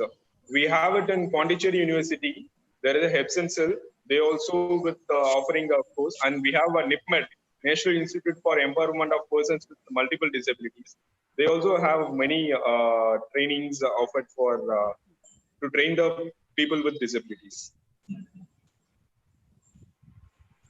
Good. If there are no other questions, let us thank Rajesh for your nice presentation. Thank you, sir. Now we move on to the second speaker. Yeah. Thank you, sir. Thanks to all. Yeah. Thank you. Thank you, Rajesh. Thank you, Mr. Rajesh. Thank you. Now we move on to the second talk by Miss Orilla Roper Taylor. She joins from Australia, making this conference a really international. And she teaches the students of social work at the University of New South Wales, Australia. She has over 15 years of experience working with the clients with mind challenged and challenging behavior, and also with their caregivers in an inpatient acute admission ward. 3 years of experience organizing and managing volunteers and project staffed by volunteers, and preparing policy and procedural manuals, funding submission and evaluation makes her administrative skills enviable. And she also has got 3 years of experience living and managing a mental health residential rehabilitation setting with clients from non-English speaking background. Madam did her master's in social work at the University of Madras in 1993 to 95, and 95-96 she also had an intensive in-service training program in community-based mental health care and rehabilitation at Richmond Fellowship Society of India. Madam, we are happy to have you, and we are looking forward to your sharing with rich experience from different cultures and communities. I welcome Madam. Thank you so much, Shaya. Vanakkam. It's been so long since I've actually talked to Sister Dr. Amala. Hi, Sister Amala. Hope you're well. I'm actually not going to use any slides. Sorry for that. I was really busy with everything that I was doing with my clients. So in Australia, I still work with mentally ill people, and I also teach my experience to students in the University of New South Wales. So in Australia, they like to have teachers who are in the field still, and who also work and have that experience to teach. So you kind of not lose that connection with your clinical work. So I'm still very much a social worker. I'm still very much a mental health social worker. So I deal with people who have serious mental health conditions like schizophrenia, bipolar disorder, depression, and various forms of phobias and other post-traumatic stress disorders. So sorry about no slides, but what I'd like to start off with is to basically talk about, if we want to prepare our pupils for life in an inclusive society, it seems pointless to work with some children in one type of setting and with others in a separate institution. All children and young people benefit from growing up, learning, and developing with each other, with different people with different abilities. Now, there was a person, Michelle Mason, and he was a founder and former director of the Alliance for Inclusive Education. And he said something very, very profound. And I want all of you to think about this. He said, appropriate resources are vital for the learning and development of disabled children. The most essential resource is free and abundant in mainstream schools, and non-disabled children are one of those. Okay, so when we talk about inclusion, what we mean is that embracing everyone without looking at differences, embracing everyone without looking at various negatives and various issues that they bring with them, but embracing everyone irrespective of what they bring with them. Now, I'm just going to quickly go through what is actually mental health, the prevalence of mental illness, which is in people with disabilities, what are the positive effects of inclusion, and then I'd go on to how we accommodate people with disabilities and how we can actually include them. Okay, so basically, if you actually look at it, mental health is our emotional, our psychological, and our social well-being. So it affects how we think, how we feel, and how we act. And also it helps determine how we handle situations, especially situations that are stressful, situations that are related to other people who are different from us, and also with us making healthy choices. So mental health is really important for someone to function properly. And it is important at every stage of our life, from early childhood to adolescence, through to adulthood, right through to age and senior ages, and finally, you know, we pass away. Now, although the term mental health and mental illness is interchangeable, I think it's very important to understand poor mental health and mental illness are not the same. So a person can experience, say, poor mental health, they could be sad at some times, and then they could recover with a happy incident, or they could be very depressed, or they might be angry, or they might be upset, but recover as well. So a person has to be diagnosed with a mental illness. Only then we could actually say that they have a mental illness. So mental health is different from mental illness. Likewise, if a person is diagnosed with mental illness, it doesn't always mean that he's always going to remain unwell. He definitely would have periods of wellness. Now, if you look at the causes of mental illnesses, there are no single causes of mental illnesses, and that's one of the major issues that we have treating mental illnesses, because we can't go off and take a scan and say, oh, this person's got a mental illness. So we have to look at various factors, and people have come up with different theories. So a few factors that actually cause mental illness is the early life experiences of a person. Say if a person has had a history of abuse, either abuse through violence, abuse through verbal abuse and sexual violence, or even witnessing a violence, a person can, this could cause a person to have a mental illness.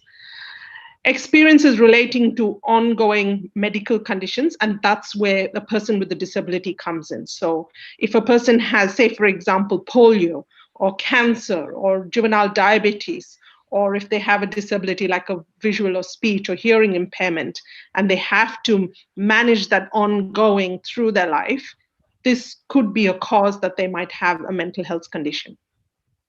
Biological factors and genetic factors, that's the chemical imbalance in the brain, or if one of your parents had it or grandparents had it, it's a highly likely chance that you'd have a mental illness. Having few friends.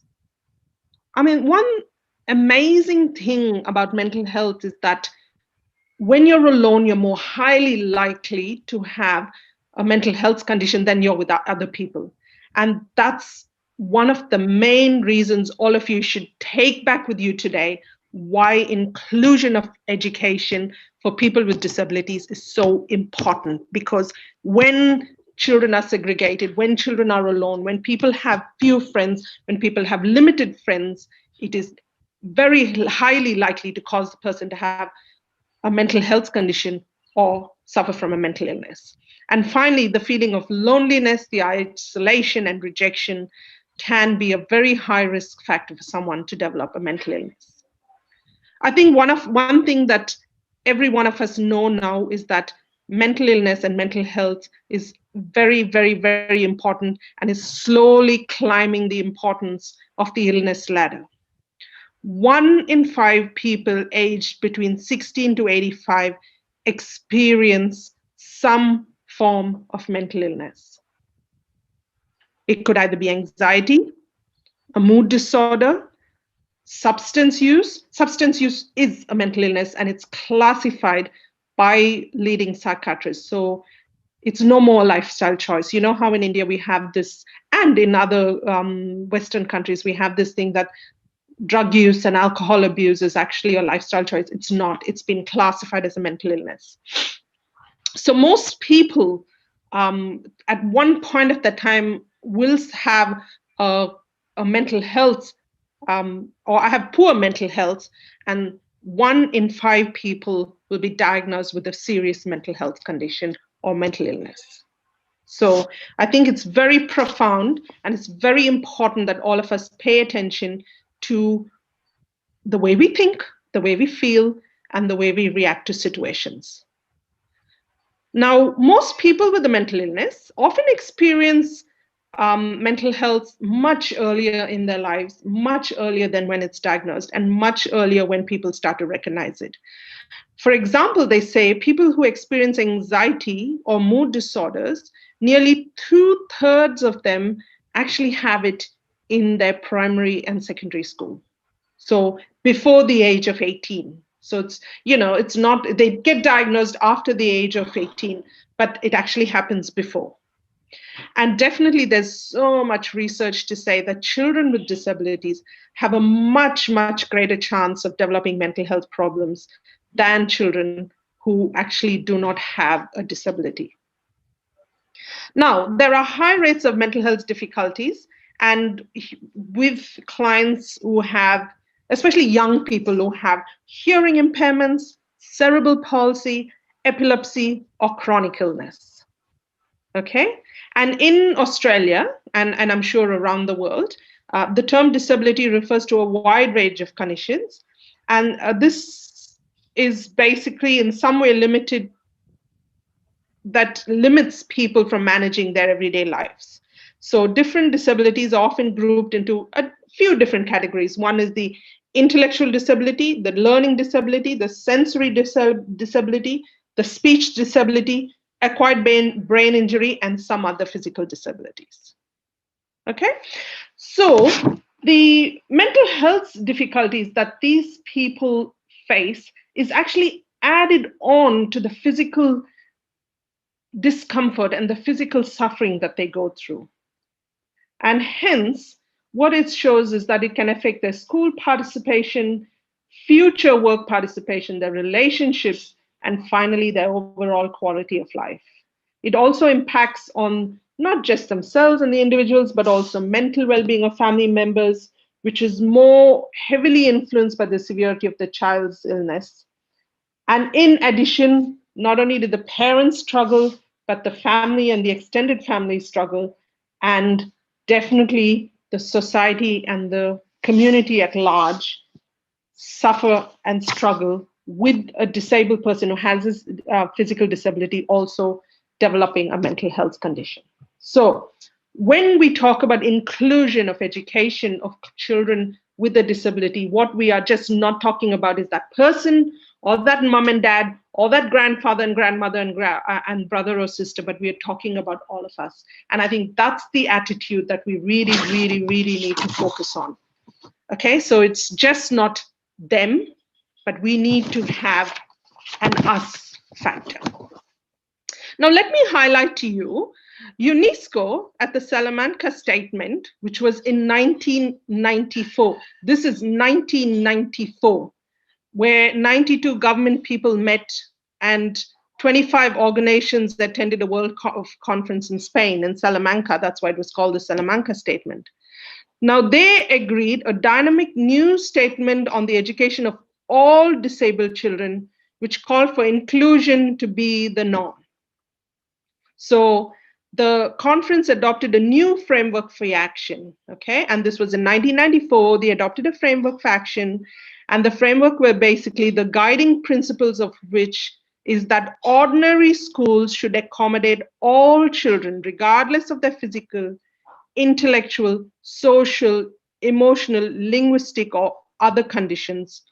All education policies, says the framework, should stimulate the disabled children attend the neighborhood school that would be attended if the child did not have a disability. Now, if you actually think about it, that was 1994.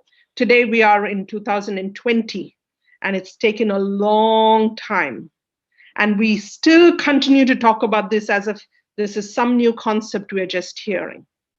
So inclusive education is the concept of education in which the disabled children are taught with the normal children in the regular classroom. It also involves removing the barriers in the environment, in communication, in curriculum, in teaching, in socializing, and finally in the assessment levels, or that's the exams as we call it in India. You know, you have all the exams there. In out here they call it the assessment. So hello, ma'am. Yes. Ma'am, sorry for the interruption. Yes. Can you just make it a little bit slow? Am I too fast? A little slow. It's fine, but a little slow. Yeah. And Okay, Saurabh, okay. Can you stop the video? Like Nikita, you can start the interpretation, and can you move the screen a little bit back so that for the better visibility? Yeah. Okay. How is it now? It's fine. Yeah, we can see you, ma'am. I'm just talking to Nikita, that sign language interpreter. Yeah. Yeah. Yes, ma'am. You can start. Yeah. Oh, and also what I'll do is I'll send this to Amala later. Okay, Dr. Sister Amala. I'll send what I'm saying later to her so you can get everything in one paper. Sure, sure, ma'am. Yeah, that's good. Yeah. Yeah. So when I'm talking about inclusion, what I'm going to talk about is Lee Shulman. Now, he was, one of those researchers, and he did lots and lots of books, and he wrote lots of topics on education and teaching education specifically. And he talked about, and what struck me about what he talked about was the 3 apprenticeships. And the 3 apprenticeships, it sounds also, complicated, but it's actually very simple. He talks about the apprenticeship of the head, he talks about the apprenticeship of the heart, and he talks about the apprenticeship of the hand. Okay, so let me start with the apprenticeship of the heart.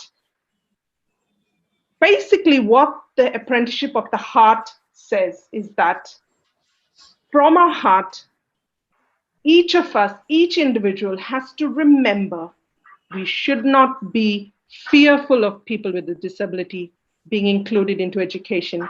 We should not feel sympathy and feel sorry for people with a disability to be included in education. What we need is a positive attitude towards people with disabilities, to understand that they have abilities, that they have strengths, that they have different other aspects that are functioning in highly tuned ways, and their inclusion into the mainstream classroom should actually come from our heart. So what we need is to actually have a positive change of heart, where we have our belief is changed, where we welcome with our heart people with disabilities into the education system. So we need the apprenticeship of the heart. And I remember going to Louis School for the Blind and the visual impaired and the hearing impaired in Chennai. And one of the priests there said to me that people with a hearing impaired have much more concentration and much more focus, and their math skills are much better because they don't have the distraction of the chatter in the background like we do in class. Like I used to constantly be talking, and miss things, whereas people with a hearing impairment actually had sharper listening skills because their concentration was heightened. So, focusing. So when we do the apprenticeship of the heart, we actually have this belief that people with the disability, even though they can't do something, actually have other things that are sharpened and heightened and better than others. Okay? And it's such a basic concept of, changing your heart to include others. The apprenticeship of the head is also quite simple. And what the apprenticeship of the head says is that we need to actually train our minds. So if we're talking about inclusions of people with disability into mainstream education, our leaders, the government, school leaders, the principals, the teachers, the parents of the non-disabled kids or the children who are, and also the disabled kids and the other children, we all have to know or train our brain about the various disabilities.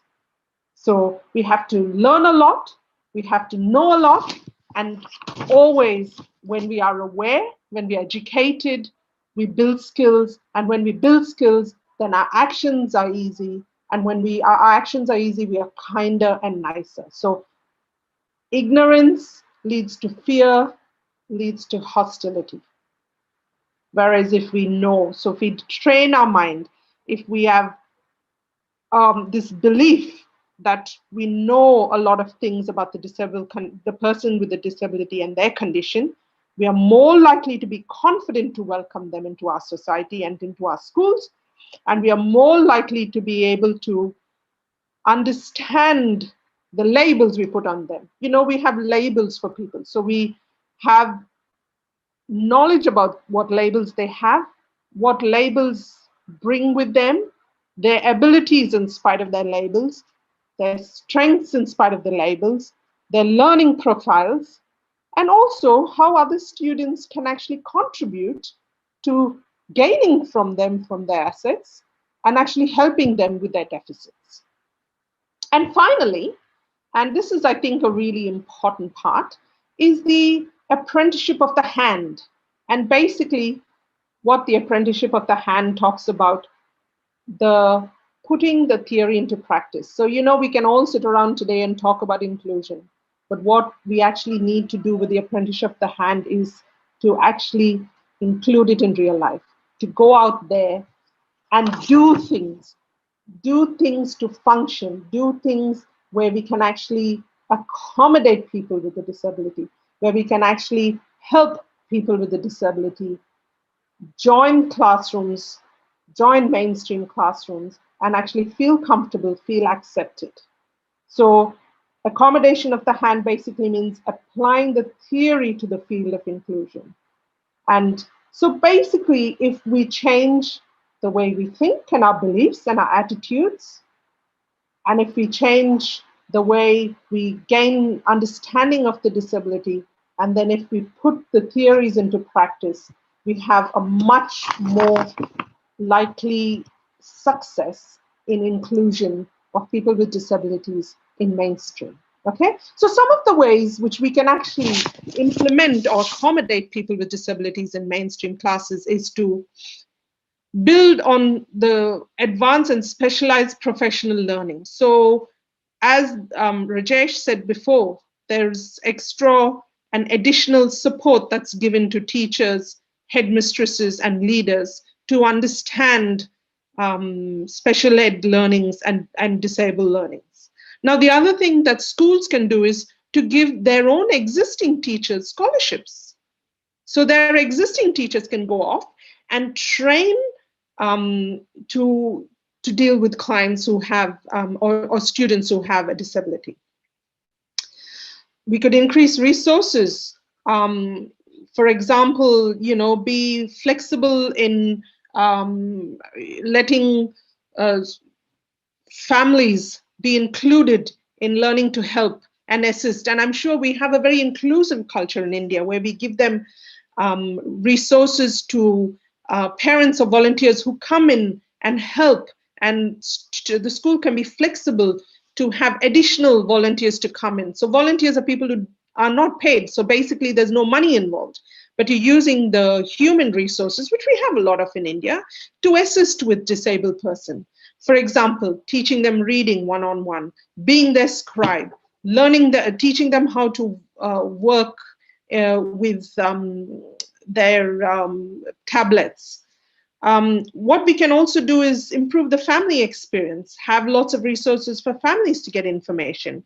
And nowadays, the internet is so vast and huge. So, I mean, I'm sitting in Australia telling you about what we can do, and we're so far away. So pull in resources from international organizations and give families the information of what to do, how to do things, how to deal with someone at home, how to deal with some behavioral challenges.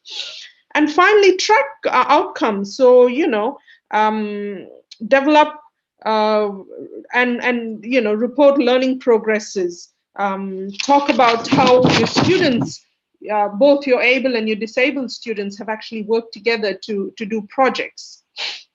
Now, with some specific teaching strategies, in Australia, my sons actually went to a primary school that had a girl who was had cerebral palsy, and so she was mute.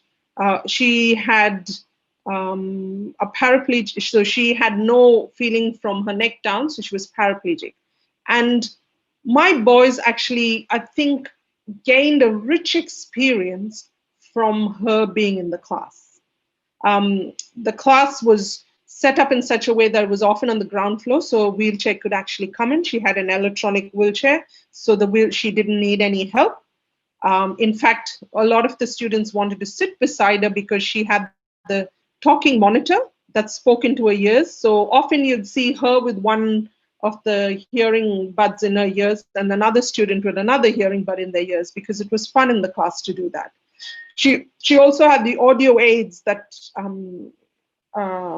helped her with picking up what the teacher said and putting it onto a computer in words. So, the teaching strategies could change. And when as she grew bigger, the laboratory equipments were also made to fit her. So they were some of the laboratory equipments had to reach her wheelchair, so they had to be lower.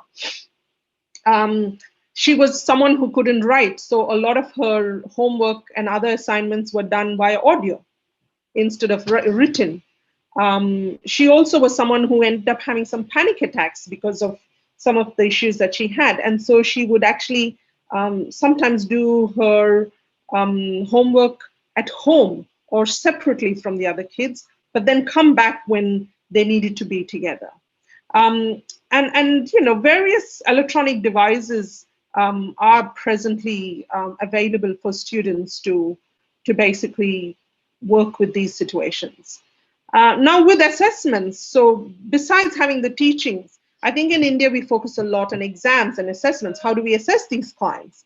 So basically in terms of assessments, we could always choose an average, maybe do 6 tests and give the person an average of the 6 tests, or if they attended 4, then maybe the best of 4 marks.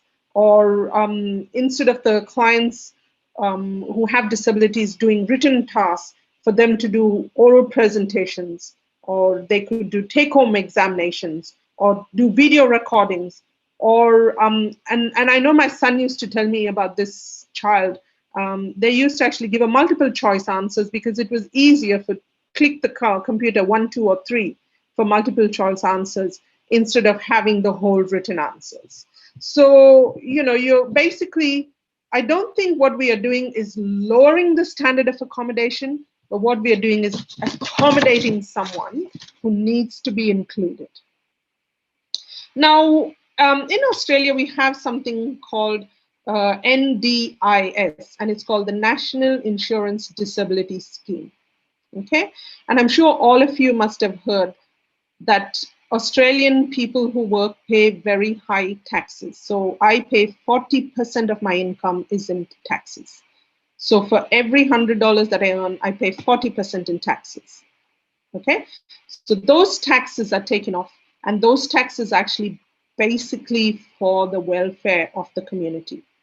And the National Disability Insurance Scheme is a scheme that was set up by one of our prime ministers, wherein this money would go in and people with a disability would talk about what they can do. So basically their ability and what they need to improve their ability. So the focus here is on the strength of the person.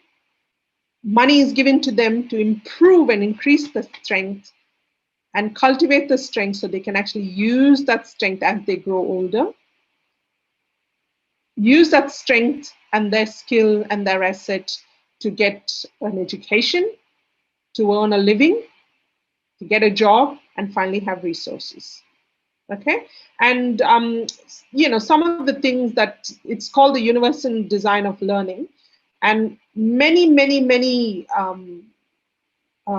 tools are being used, or money is being spent from the NDIS for these people, for people with a disability to actually use the resources to get an education.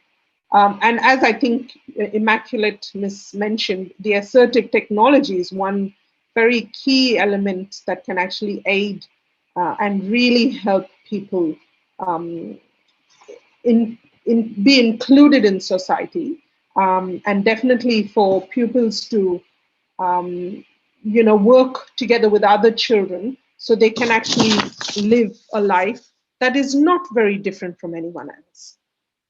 So basically, we need good leadership,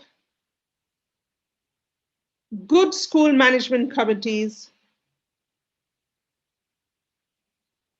teachers who are positive, have a good conduct, who appreciate diversity, parents and families who are welcoming of kids with disability, and finally, children who actually are respecting and understanding of kids who come and join schools and be inclusive. And to conclude, I'd like to stress again that we have to look at human differences are normal and that learning must be adapted to the need of the child rather than the child or the person fitting into the process. So I think we should all try and change our language and drop the word disability and use the word differently able. Thank you, Ms. Aurelia Roper Tyler, for your rich presentation filled with experiences in handling mental health issues. And you have rightly pointed out 1 out of 5 are likely to have mental illness or mental health conditions which need to be addressed. In my opinion, somehow or the other, this is a neglected problem in institutions or in also in our mainstream life. We never have a situation to identify, to address this mental health issue. That is one of the reason maybe many students drop out and many are not able to get motivated. All such issues are there, and you have given nice ideas how we can handle such issues, especially the need to have a positive heart to include persons with disabilities, and also to have the skill enhancement to work with a friendship of heart, friendship of head, and friendship of hand also. And Madam, you have nicely pointed out some practical solutions like how schools can have in-service training to the teachers, and how we can also make use of the rich human resources, especially in India, for voluntary efforts to assist, to include persons with the disabilities, and also your experiences in Australia having inclusive projects and also the strategies adopted for classroom teaching as well as to mainstream them. Above all, as you have rightly pointed out, the need of the hour is good leadership and positive mindset, and it is there with everyone, teachers, parents, and also students. Thank you, Madam, for your nice presentation. And I invite 1 or 2 questions if you have.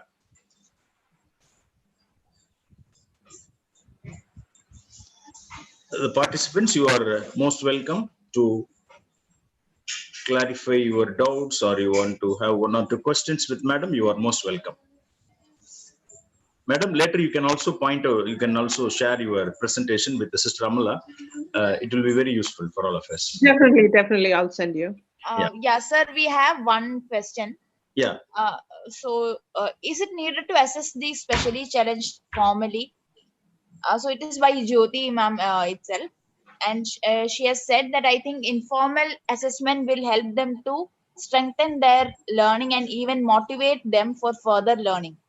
What is your suggestion about my views? Oh, so look, in Australia and in Sydney, it's a very Western concept here. And so when children are looked at with the National Disability Insurance Scheme, they actually formally assessed. So there's criteria and you meet the criteria. And basically what happens is they use a living skills assessment tool, which I can send to Amala and Amala can have a look at it. And when they assess the person, they look at what the person actually can do and what the person needs to improve what they can do. Does that make sense? Yeah, that's good. Thank you, Aurelia. Thank you, sister. Hey, yeah. Presentation. Thank really, we have inspired. Even you have shared about your son's experiences with the disabled student. It's really enriching for us. Thank you for your Thank presence. you very much. Thanks. I know that you have struggled to come over here due to this heavy traffic. But anyway, I know. Yeah. Thank you. Thank you. All of you stay safe with COVID, yeah? Yeah. Stay safe with COVID. Yeah. COVID-19, yeah. Thank you. Thank you.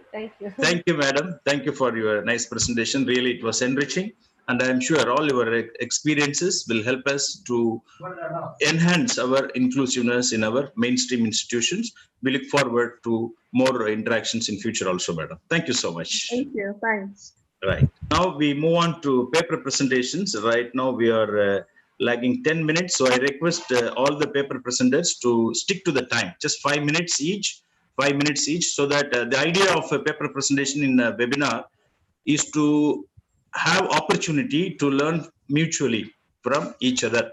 So now we have 4 paper presentations and coming across the country from Delhi to Coimbatore and also to Haryana. So I'm sure all your rich experiences will help each one of us to learn from each other and also to have a share, right, with the experts also. So now I invite Dr. P. Ramakrishna and Sheikh Mohammed to make their presentations. Sir, you can start presenting. I will read about you. So they will be making, sir, you can share your presentation. Ramakrishna and Mohammed. And he would be making a presentation on status of inclusive education in government schools of Delhi.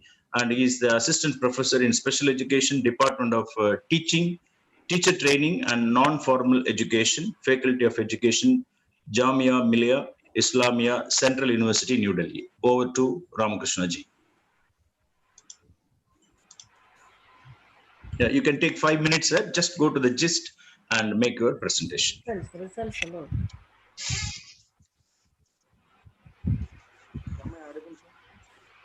Yeah, yes. Yes, sir. You can start, Ramakrishna ji. Dr. Ramakrishna.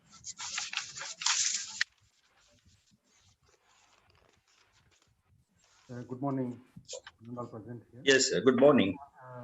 I'm very much glad to be here in this part of webinar, as I'm already associated with CVM International for the 2 projects which earlier, and again I'm very much thankful to be in this part.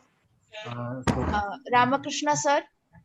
Current state, yes. Sir, can you be more loud? Yeah, please, just a minute.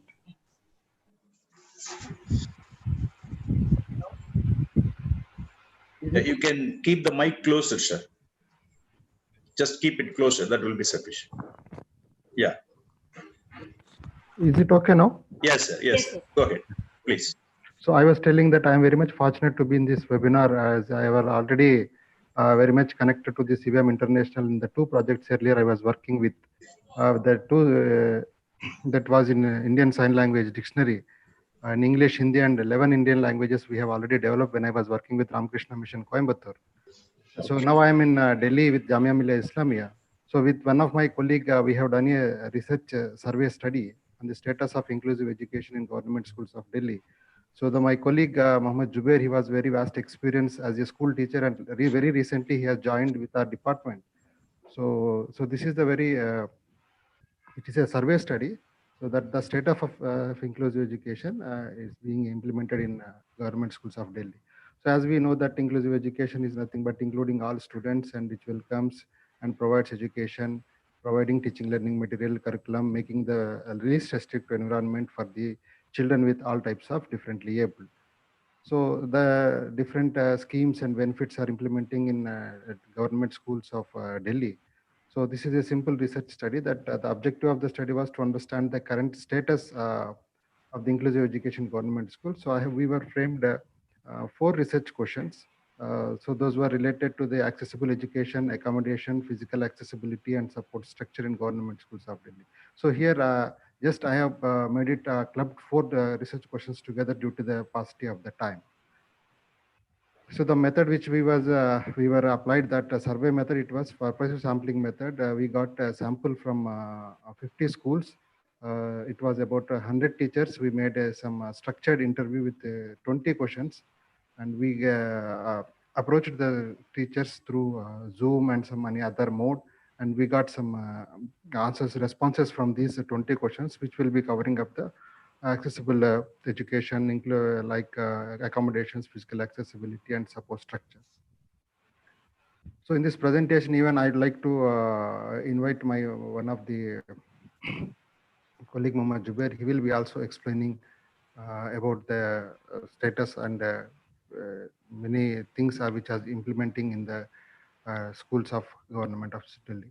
So government of Delhi government is also has been created their school buildings, campus, including classrooms, barrier free, and they have modified toilets, and they have already recruited, and it is in the under process that by the DSSB, Delhi Subordinate Services Board, is being taken care to appoint the special education teachers, educational and vocational guidance counselors, EVGs, and physical education teachers on the regular basis. So as in there is a need. So DSSB is taking care to implement or recruit the teachers as IERTs and all. So inclusive education is managing by the inclusive education branch. That is a separate branch has been established by the Delhi government education branch. So that this IEB is working under the IEDSS, inclusive education of the disabled at secondary stage. So this IEDB has been appointed every district coordinator in the district. Almost 11 districts are there in Delhi, and this IEB district coordinators are taking care about the all aspects or issues related to the inclusive education. So based on the collected data, so we got some information from the school teachers. So the required facilities been provided to the children with disabilities as per the requirement, and the scholarship facility is already also provided, and scribe facility is also there for the children with the visually impaired, and teaching learning material for the resource rooms are also made available, both innovative as well as the low cost and no cost teaching learning material. Assistive devices for the different types of disabilities based on the RPWD Act 2060, as we know that the disabilities has been increased to 21.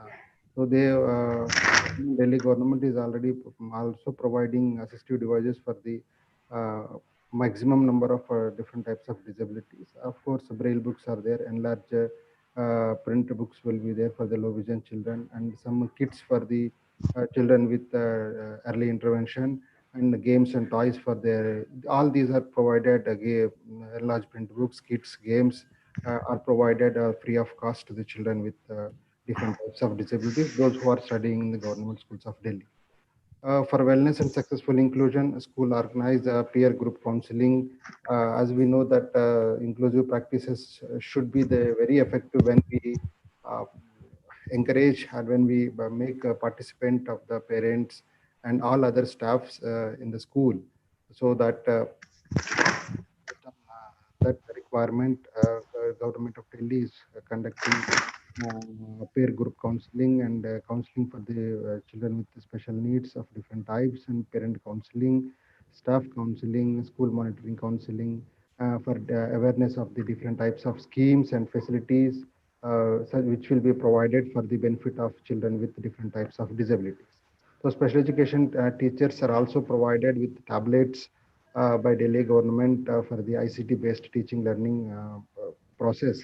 So in this pandemic, even for the children with special needs, Delhi government teachers are continued with their teaching learning process with the help of tablets which are provided by them, and with the help of different platforms like Zoom, Cisco WebEx, Microsoft Teams, including WhatsApp.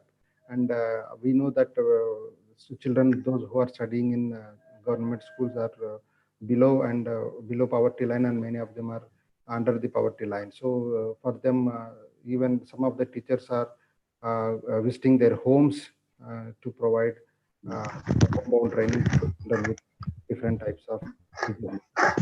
Zubair sir, are you there? Yes, sir. Yes, sir. I am here. Am I audible? Yeah, please go ahead.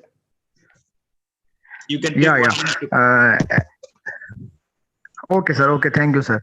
I'm Mohammad Zubair, Assistant Professor Learning Disabilities from Jamia Millia Islamia.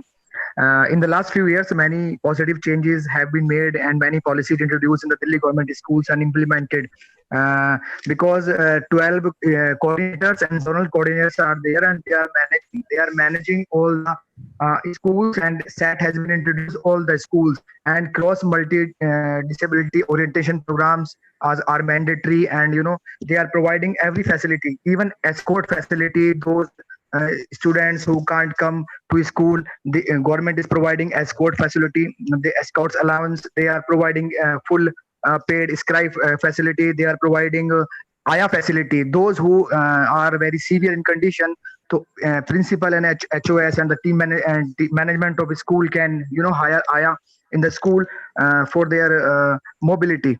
So many positive changes, like resource rooms are available in the schools, and every equipments are there, teaching learning material is there, kids, and all technological, like we can say they are providing a wheelchair, they are providing assistive aids, hearing aids, all. And every year they assessment camp organized many times in a year, few times, and there are many psychologists are there, and there are many doctors, there are speech therapists. It organizes on the district level. SAT provides data, and parents goes with their children's, and they have all the records, academic records, social behavior records, and they assess them at their IQ tests and all the tests, standard tests they have done. And they recommend, if required, they recommend them to hospital for their screening and for their labeling and certification. So everything, and Delhi government department IEB, Inclusive Education Branch, Lajpat Nagar, have made great efforts, and they are giving directions to all the SATs and the coordinators or zonal coordinators. Even when we talk about admission, no one can deny admission for such children because government.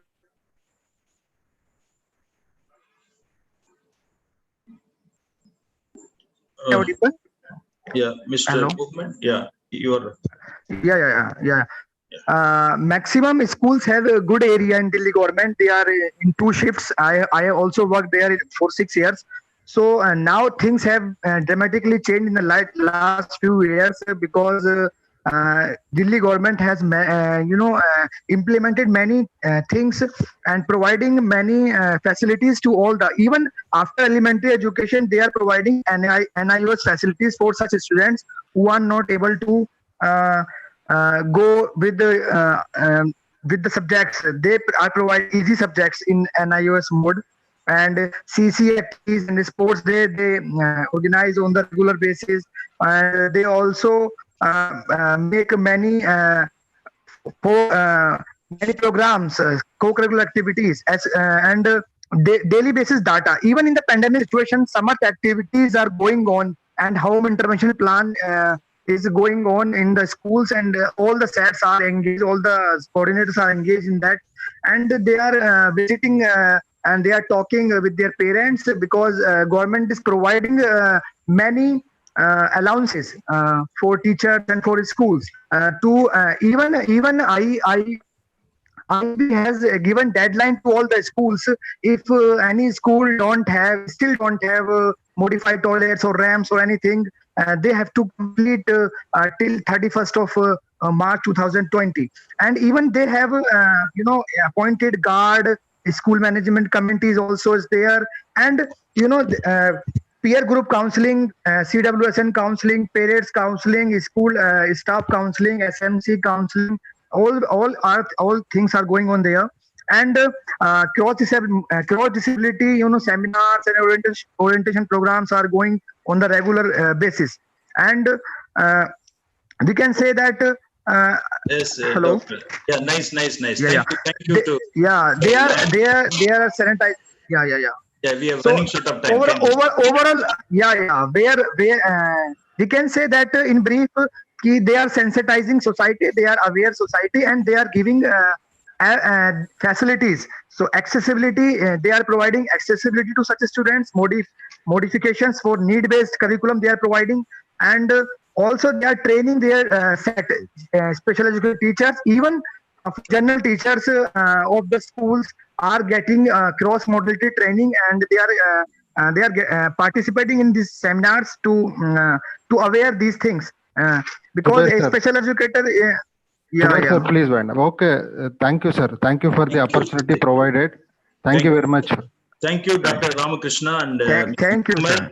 Thank you, sir. Nice. Mohammed Zubair. Sir, my name is not right there in the when you send the list.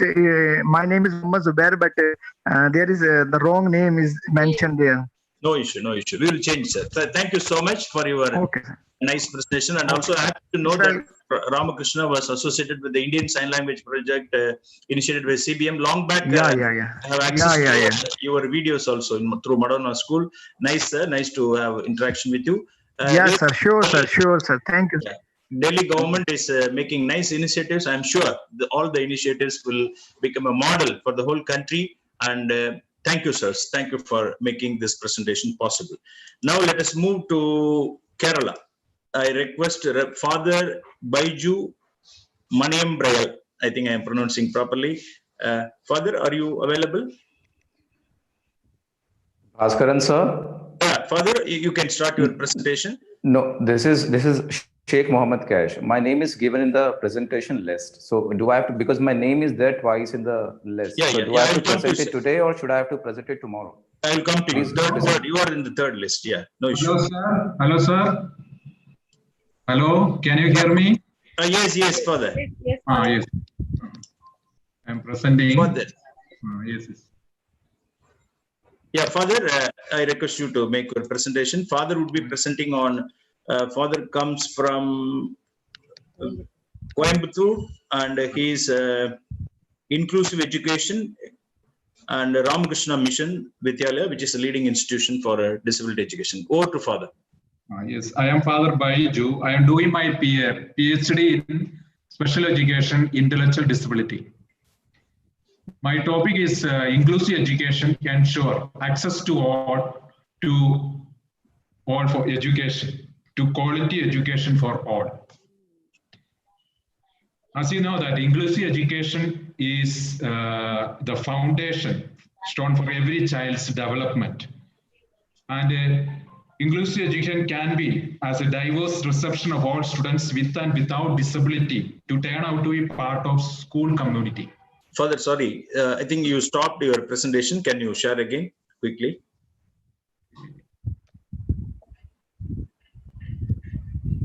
Yes, Father, it's coming. Yes, Father, go ahead. First slide is visible. Yes. Kindly conclude, Father. We are running short of time. 5 minutes. Yes, so I will go to inclusive education strategy. Yes, Father. Inclusive education is a new method towards teaching children with diverse capacities, learning problems with that of common ones within the same way. Inclusive education strategy is understood as a procedure of addressing and replying to multiple needs of children with disabilities. Then education for all. We are living in a world of diversity and individual differences. So as the outcome of education for all is not a mere motto, model, but a firm truth process for us. So the education for all undertaking a common potential to deal with the quality basic education for all. It is clear that all children require an accessible, safe and quality education. Inclusive education for all and inclusive education, how it is compared. Education for is the universal undertaking to make sure quality elementary education for all children, and are particularly about the kind of education that is required today in this world. Inclusive education is a key element that is used with the education for all. Inclusive education recommends the modification of education performance for appealing the learners successfully in the learning procedure. Curriculum adaptation, bring forth education for all. As we know that special children need to be special attention with the curricular adaptation, because that will help them to pre-arrange the whole program of studies and encounter the education supplies of special children with special education needs. Curricular adaptation at all times needs education associated with maintain it. An open mind and willing hands are not sufficient to help students learn in inclusive curriculum.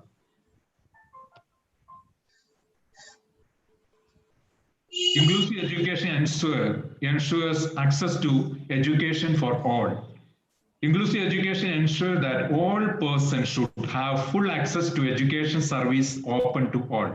Schools must acknowledge students of determination and award them with sufficient and fitting modification school-based learning undertakings. So education for all should mean that in the instance for each child, no matter where he or she born, to have access to quality education in an inclusive education setting. Conclusion. Education for all ensure that all children have access to elementary education of good quality. The essential norm of education for all is that all children should have chance to learn.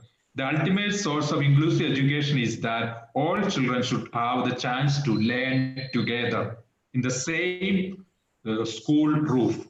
It is the major duty of all those who are impart and all those who have support educators to shape on children's assistant to trust in all children's capacity to learn and to sustain their right to study and ensure access to quality education to all. Thank you very much for your patience. Thank you, Father, for your nice presentation on different aspects, theoretical aspects, and that are needed for inclusiveness and also adaptation, like curricular adaptation and other things. Thank you so much, Father. We wish you a good research in your further career. Thank you, Father. Now I invite Sri Angit Vishwakarma and his team to present on early intervention. They are a project team from early intervention from Haryana, Haryana Welfare Society for persons with speech and hearing impairment. Over to Mr. Angit Vishwakarma and his team. Sir, we would be spotlighted.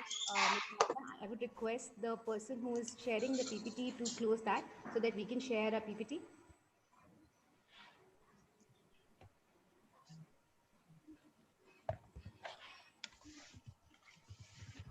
Hi, ma'am. Will you be interpreting? Yeah. Yeah. Okay, fine. Yeah. Yeah, please go ahead. Bring the PPT now.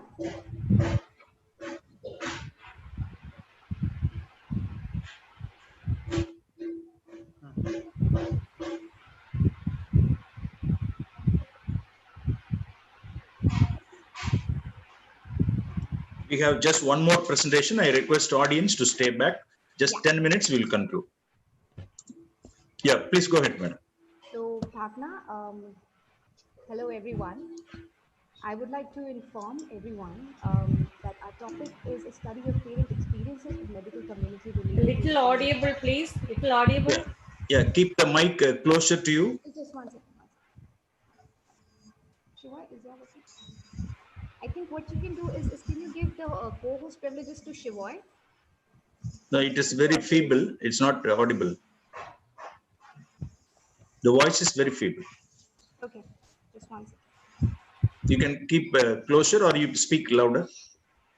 Okay. Yeah, please. Are you able to hear me now? Yeah. Yeah, to some extent. Yeah. Okay, so I was requesting if you could give co-host privileges to Shivoy. If you can see Shivoy, just give him. Ma'am, I don't Shivoy, think. because I think the voice is better. The quality is better in that laptop. Could you do that? Ma'am, we have just done that. You've We just have done done that. that. All right, Yes, okay. yes. We'll just be shifting to that. Yeah, please go ahead.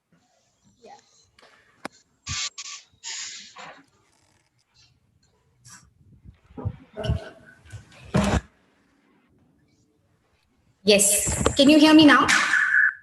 Yeah. Better. Full. Super. Go ahead. Perfect.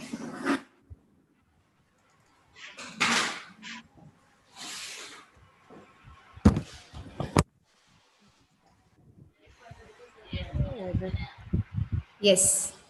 Sorry for the technical difficulty. Hello, everyone. Today, we would be sharing about parent experiences with the medical community, the data that we have collected. We will be sharing all that with you. I am Bhavna. I work as a language teacher in the Early Intervention Project. Mr. Ankit is the project coordinator. Let's go ahead. So we all know, right? There are millions of deaf people in the country. Maybe like, but the number of successful deaf people is very limited. We don't really have deaf people in high positions in government and engineering. It's like hardly anyone that we know successful. I mean, out of the millions, why don't we have successful deaf people? The main reason for that is that, the teachers, the hearing teachers who are teaching in the deaf schools, 95% of them do not know how to use Indian Sign Language. So 95%, that's a huge number. So we have more than 800 deaf schools in the country. If the teachers are not really able to communicate and teach in sign language, how would we have successful deaf people? This leads to language deprivation in deaf children. The language that hearing community takes for granted is not given to deaf community. If we are not able to acquire language in the right age, the challenges and the barriers continue throughout life. We have collected some data from parents and we would be sharing that with you. Out of 153 parents, we collected their feedback of what was their experience when they went to the doctor. So the age at which parents doubt that their child might be deaf, it's mostly in between 1 to 2 years. And they get really worried, okay, maybe my child is not hearing properly. Then they go for the audiological testing, and actually get to know that the child is deaf, in fact, but the age is 3 to 4 years, and it's already too late. When they go to the doctors, the advice that is given by the doctor is mostly related to use hearing aids or cochlear implant, most of that. The natural sign language and language development component is never actually given in the counseling by the doctors. We asked the parents, were you satisfied with the kind of advice and information which was given by the medical office people? The stress, the anxiety that the parents had about the child being deaf was never actually changed. Doctors were not able to give all the options. And the stress that they had of having a deaf child continued. So they were not really satisfied with what the doctors gave. Few of these doctors have actually said no to using sign language, a firm no. You know, deaf community which is using sign language for so many years, but the doctors had actually the first language, the mother tongue of the deaf people. But doctors have actually said clear no, they don't use it.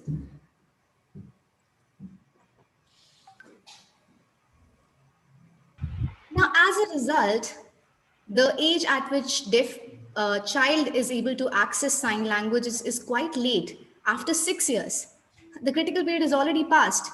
He has already been deprived of the language. Now, there would be a definite delay in language development, obviously.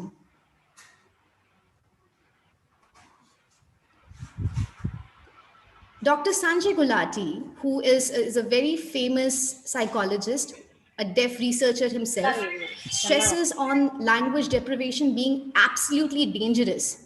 When you deny a child of the right to language acquisition during the critical period, you're actually denying, the social, cognitive, all the access that is essential.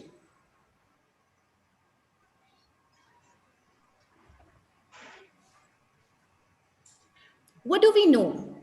We know that parents who are deaf, having deaf children, they have been faring much better in education in all aspects because they are getting language at the right age. They're confident, they have quality education because parents and children both are deaf, they get a sign language access right from the beginning. And that is the reason we have established early intervention project in Haryana. In Haryana, we have 8 deaf schools, as you can see in the PPT, where we invite parents and the deaf child to come to our centers. We started the project in April 2018, and we have been collaborating, and the success that we have in education of deaf children is from the early intervention and the support from the parents, because both parents and the child learn sign language right from the beginning, which is really important for language development. The 8 deaf schools all have deaf teachers. It is very important to have deaf teachers because they're the natural signers. They're the one who can connect to the deaf child and their language needs. And also parents are able to see, okay, deaf people can also be successful. They are teachers, they believe, they trust. They're able to respect deaf individuals. So my child would also be able to be, succeed in life. They're able to believe in their future. The impact of this project has been phenomenal.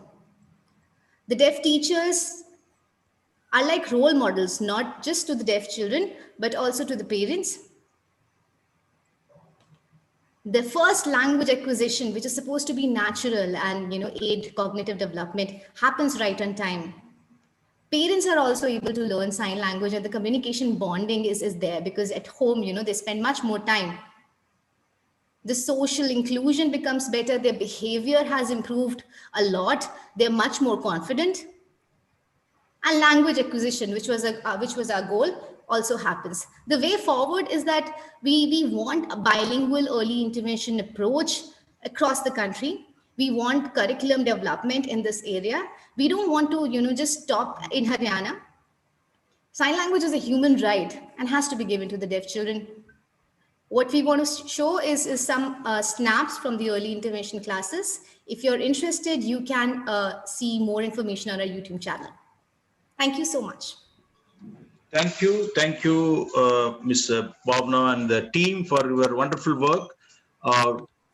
Rightly pointing out the need for early intervention, and you have initiated through the government as a project. And I'm aware that the CBM also very keen on early intervention especially for the children with the hearing challenges, because they miss the age of learning language. Yes, so really is one of the important problem, and I'm sure your model. If anyone has any doubts, any questions, you're more than welcome. Yeah, nice that it will help others also. Any of you have any questions, you are welcome.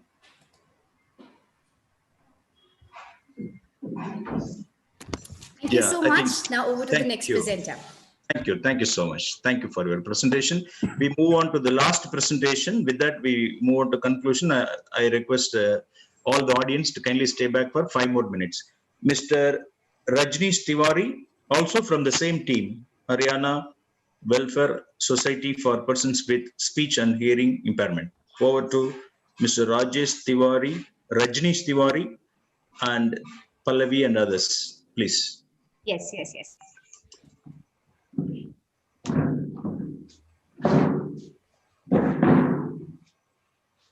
Can you make it 5 minutes? Huh? You move on to the conclusion and.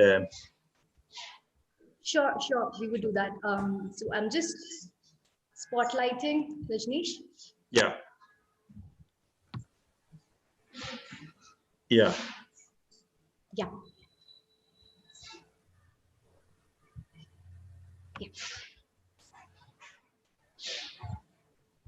We are just starting the PPT.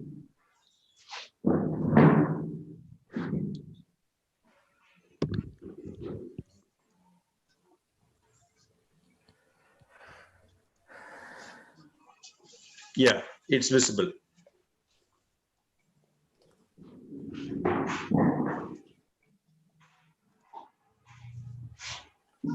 Hello, everyone. Hello. I am Rajneesh. I work as an ISL teacher in Haryana Welfare Society at the Sirsa Center. So today I will be sharing the deaf perspective on inclusive education in India.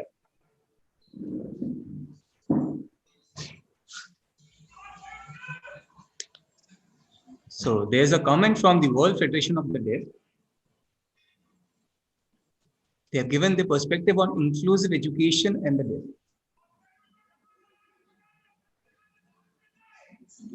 So inclusion as a simple placement in a regular school without meaningful interaction with classmates and professionals at all times is.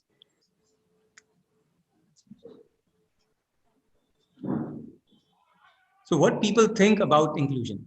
What does it mean? In the context of deafness, people think it is cochlear implant, hearing aids, lip reading, but they don't focus on sign language. That's the current scenario. Deaf perspective on inclusive education. So we did a data analysis of 113 respondents. So I will show you the results. So we asked the students of different schools, which is the best situation for them to learn. So first is, in deaf schools, all the teachers are hearing and they don't know sign language. So the result was very poor. Second, in a deaf school, they are both hearing and deaf teachers and they know sign language. So they gave it a best rating. Third, in an inclusive school, both hearing teachers and students, but they don't know sign language. It was very poor. Then in an inclusive school, both the hearing teachers and students, they try to learn sign language and communicate in sign language. So it was very good. Fifth, in an inclusive school, the teachers speak and they are provided with a sign language interpreter in the class. So the rating was very much in the middle. Sixth, in an inclusive school, the teachers speak and sign. There was a lot of rating of poor. Seventh, in an inclusive school, the teachers don't know sign language and they use gestures and visual aids. The rating was very poor. So taking into account all these ratings, the best learning environment was in a deaf school where the teachers are both deaf and hearing and they know Indian Sign Language. Next, and the worst learning environment was in an inclusive school with the hearing teachers and the students, they don't use sign language at all. Now over to my colleague. He will carry on the PPT.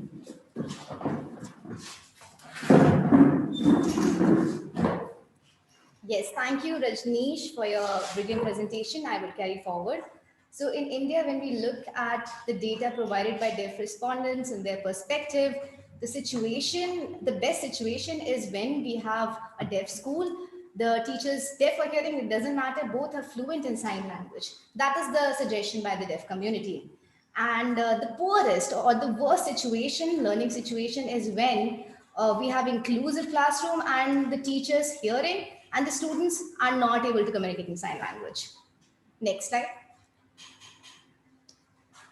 I'm going to share some case studies from Northeast in a DED classroom, which was all hearing teacher trainees. One teacher training, B. Joyshri Devi, entered. It was meant for the hearing teachers. The curriculum was all focusing on ideology and speech, and she was not able to understand.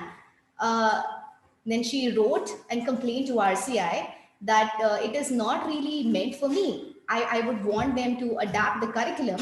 And there was curriculum changes, and she was provided, like, you know, a alternative sign language subject. So that was a good strategy to use. So that was the first thing that happened in Northeast India. Next slide.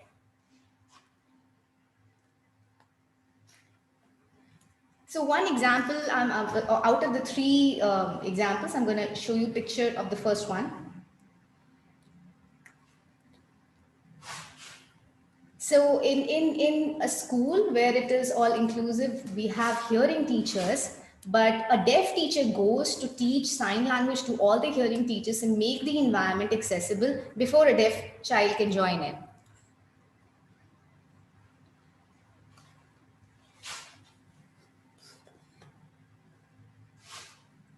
The deaf teacher in an inclusive school, we bring out an interpreter so that the deaf children are able to learn and access. Also, they provide curriculum adaptation as per the child's needs. In an inclusive classroom with deaf and hearing students, the teacher is not able to communicate in sign language. They bring an other teacher, hearing or deaf, fluent in sign language, who's able to support. You probably remember Rajneesh mentioned that by inclusive education, most people think of hearing aids, cochlear implant, and speech therapy. What it really means is completely different. Inclusive education means true inclusion. When you're including, you need to adapt the curriculum according to the child's needs. That's really important. Speech is not the only focus. Important to have deaf perspective involved, deaf teachers involved, deaf experts involved, because they know how to adapt or how to use the same curriculum for deaf children. Follow a child-centric approach. Do not force the child of what you want. Understand the child's need and try to manage the way of teaching strategies around that, because child is the most important.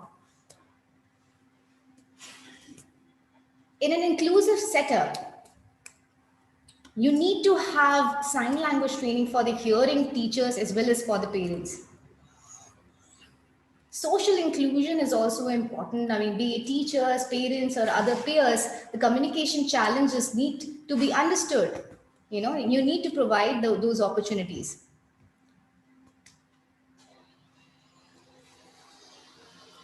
I would again stress that the curriculum adaptation, use of sign language interpreters, use of visuals in the classroom is extremely important if you want to make inclusive education successful for deaf children.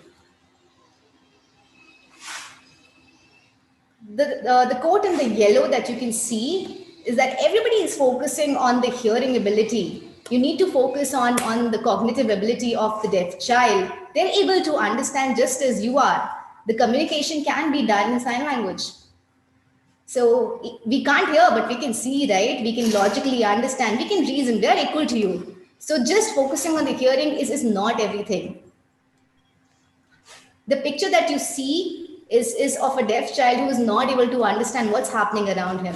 That's not what we mean by inclusive education. Thank you, everyone. That's it from our side.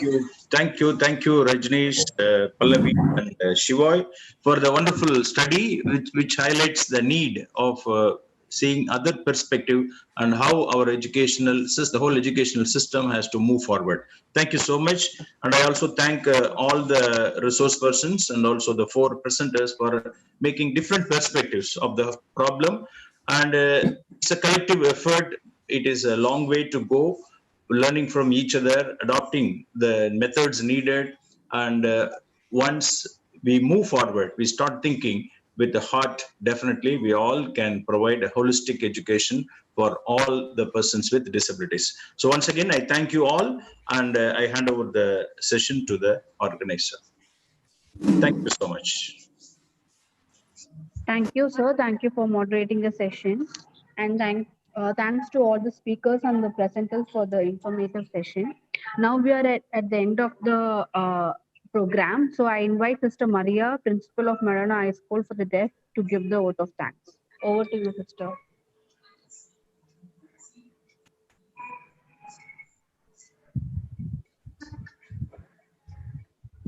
Yeah, you can share the feedback also. Feedback link, Archana ji. Yes, sir. Yes, sir. I'll be sending it. Yeah, let it go on parallel.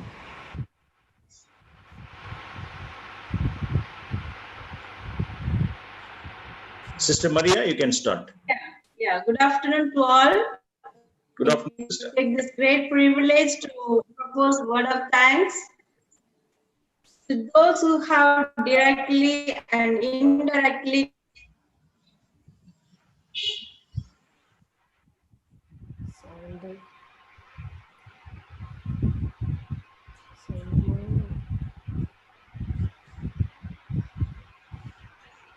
Voice is not audible, Maria. I think there is a network issue. Any alternative?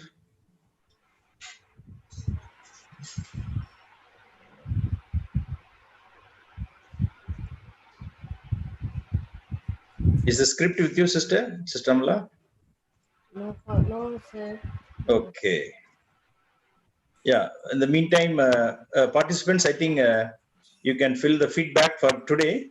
And tomorrow also we will have the session on time by 10 to 1. Today, of course, we are 28 minutes late.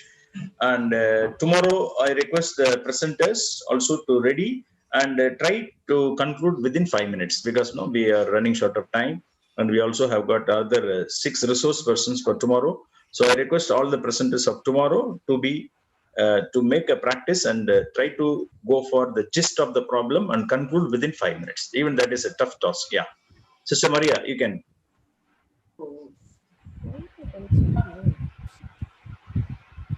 Maria? Ambedkar sir, start cheyandi. Visible, you are visible. Start cheyamana. Maria? Yeah, he is getting ready, sister. Sir, unmute lo undi, Ambedkar sir.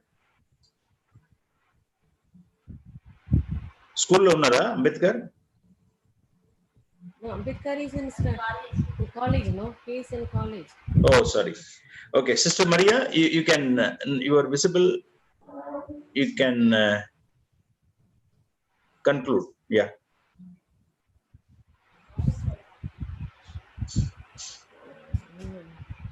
In the meantime, participants can fill the feedback for today, and tomorrow also there will be another feedback, and those who fill both feedback forms will receive the certificates through email.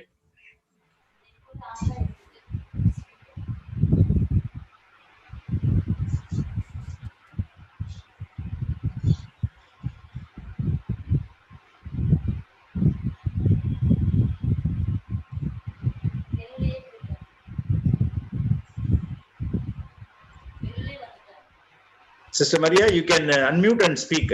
You need not keep the camera. It's not here, I think, sir. It is visible. Okay. Yeah. Go ahead, sister. Yeah. Yeah, it's already ahead of the time. So I would like to thank within a few minutes. I will wind up. Thank you very much, Dr. Sarah Varghese, the country director and managing trustee of CBM India project. Thank you, ma'am, for your presence inaugural address, which stimulates and energized on inclusive education in our mission. Thank you, ma'am, for your appreciation and encouraging words. A big thanks to Reverend Father Victor Emmanuel, the principal of Andhra Loyola College. Thank you, Father, for accepting our invitation and giving presidential address on inclusive education. But it must be enable learners to be ethical, rational, compassionate, and caring while preparing persons with disability children for fulfilling employment. Here, I would like to express my gratitude to Ms. Caroline, the project manager of CBM Bangalore, and Ms. Prema Brijita, the senior project officer, and other staff from CBM. They are the main persons for this successful webinar. Your contribution to Medona is beyond measure, ma'am, for the past 2 decades. Thank you very much for all your collaboration, cooperation, and supporting us in many ways. As we have arranged a platform for various stakeholders on inclusive education and disability management, we enhance understanding on inclusive education for the persons with disability, raising public awareness to break barriers and open doors for persons with disability to develop an inclusive society for all. Inclusive education must move towards critical thinking, problem solving, creative, and multidisciplinary. It also enables ethical, moral, spiritual, compassionate, and caring. Pedagogy must evolve to create experiential learning that should be holistic, learner-centered, inquiry-driven, discovery-oriented, and enjoyable. Identifying and fostering unique capabilities of each student. Here, I would like to express my thanks to all the resource persons who are presented the focus of inclusive education, that is developing an equitable and just society which will be promote natural and sustainable development. We are very grateful to Dr. Sahithya Bhaskaran for demonstrating. Your presentation was wonderful on recent trends in inclusive education. Thank you very much, ma'am. I'd like to express my thanks to Ms. Immaculate Mary for giving an excellent coverage on inclusive education on recent trends. Thank you very much, ma'am.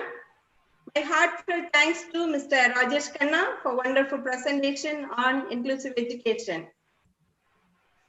I must mention our deep sense of appreciation for Ms. Aurelia Roper from Australia for your marvelous presentation on persons with disability. Thank you, ma'am.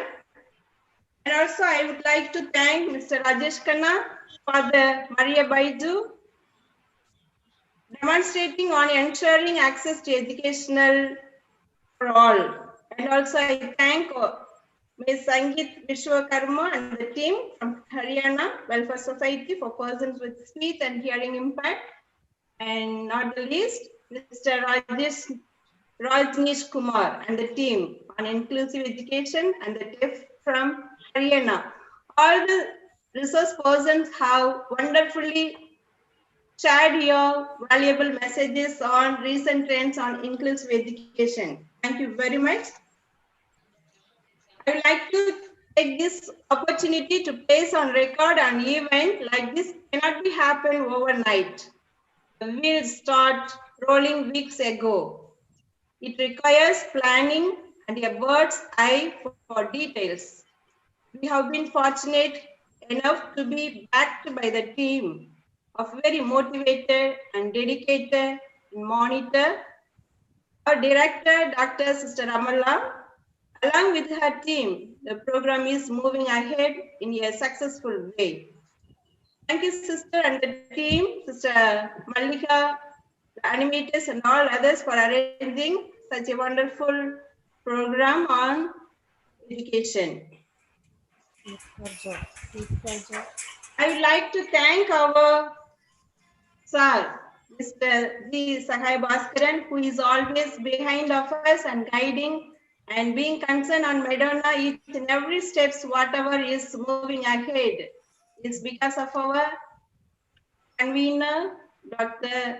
D. Sahaya Bhaskaran, the physics lecturer and the coordinator of Hepson, Andhra Loyola College.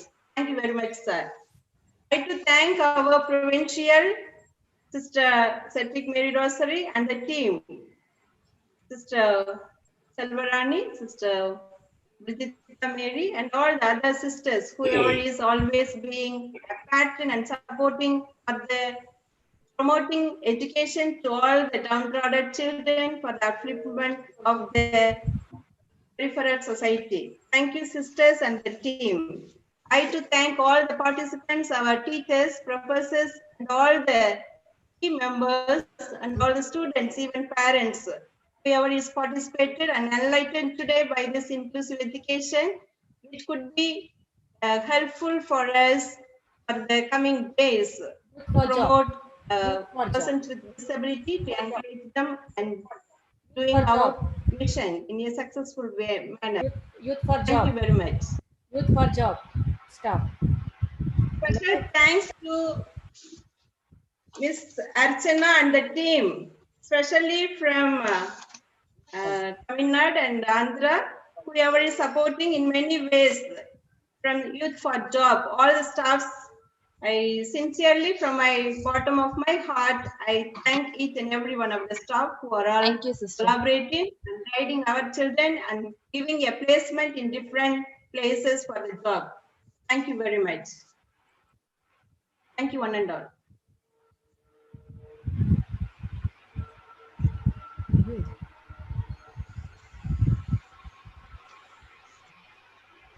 Thank you, sister. Now I request all the participants to fill the feedback form since it is considered as assignment. And I also request the participants to join using the same link for tomorrow's session. Thank you, everyone.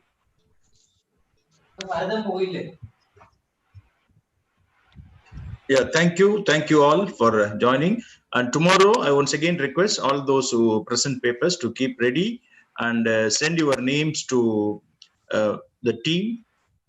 You will be made as a co-host. And those who are presenting full papers, we have requested Dr. Adam Paul, who is also in the call. They will publish the papers. Those who are publishing, you can send the full papers. Still, already we received some 10 papers. Still, if any of you want to make it as a full paper, you are welcome. And the details are on the brochure. Thank you all. Thank you. Thank you once again for everyone for your active participation. Thank you. Thank you.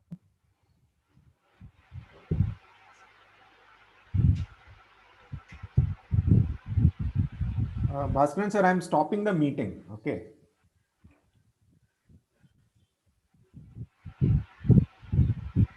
Sir, you're on mute. Sir, we keep for 5 minutes because some have to fill the feedback. I think they have to get the link in from the chat box. Yeah, we just keep it for 5 minutes. We can keep all mute and already 70 are still there. So then I will remove the live link. Yeah, that you can stop. Yes. That I will stop. Yeah, correct. And you can share the live in the WhatsApp group. Maybe others who want to have a look at it, those who missed could also see. I have shared it already with Archana. Yeah, sir, it is already shared in the group. Oh, super. Great. In the YouTube link, right? Yes, sir. Yeah, good. So participants, the whole session is recorded, and the recorded session is also available on the YouTube, and the YouTube link is shared in the WhatsApp groups. 3 WhatsApp groups are there: G1, G2, G3. Maybe I request Archana ji to share here also, in case somebody is not in WhatsApp, they could also see. Like our resource persons, they could also get the link. So you can share. Can you share the link in the chat box sir, now? No. Yeah. 2 minutes, sir. I am just. No issue. You can take time. So once again, for all the resource persons also and the paper presenters, you can watch your presentation live, which was recorded from the YouTube link, which will be shared now.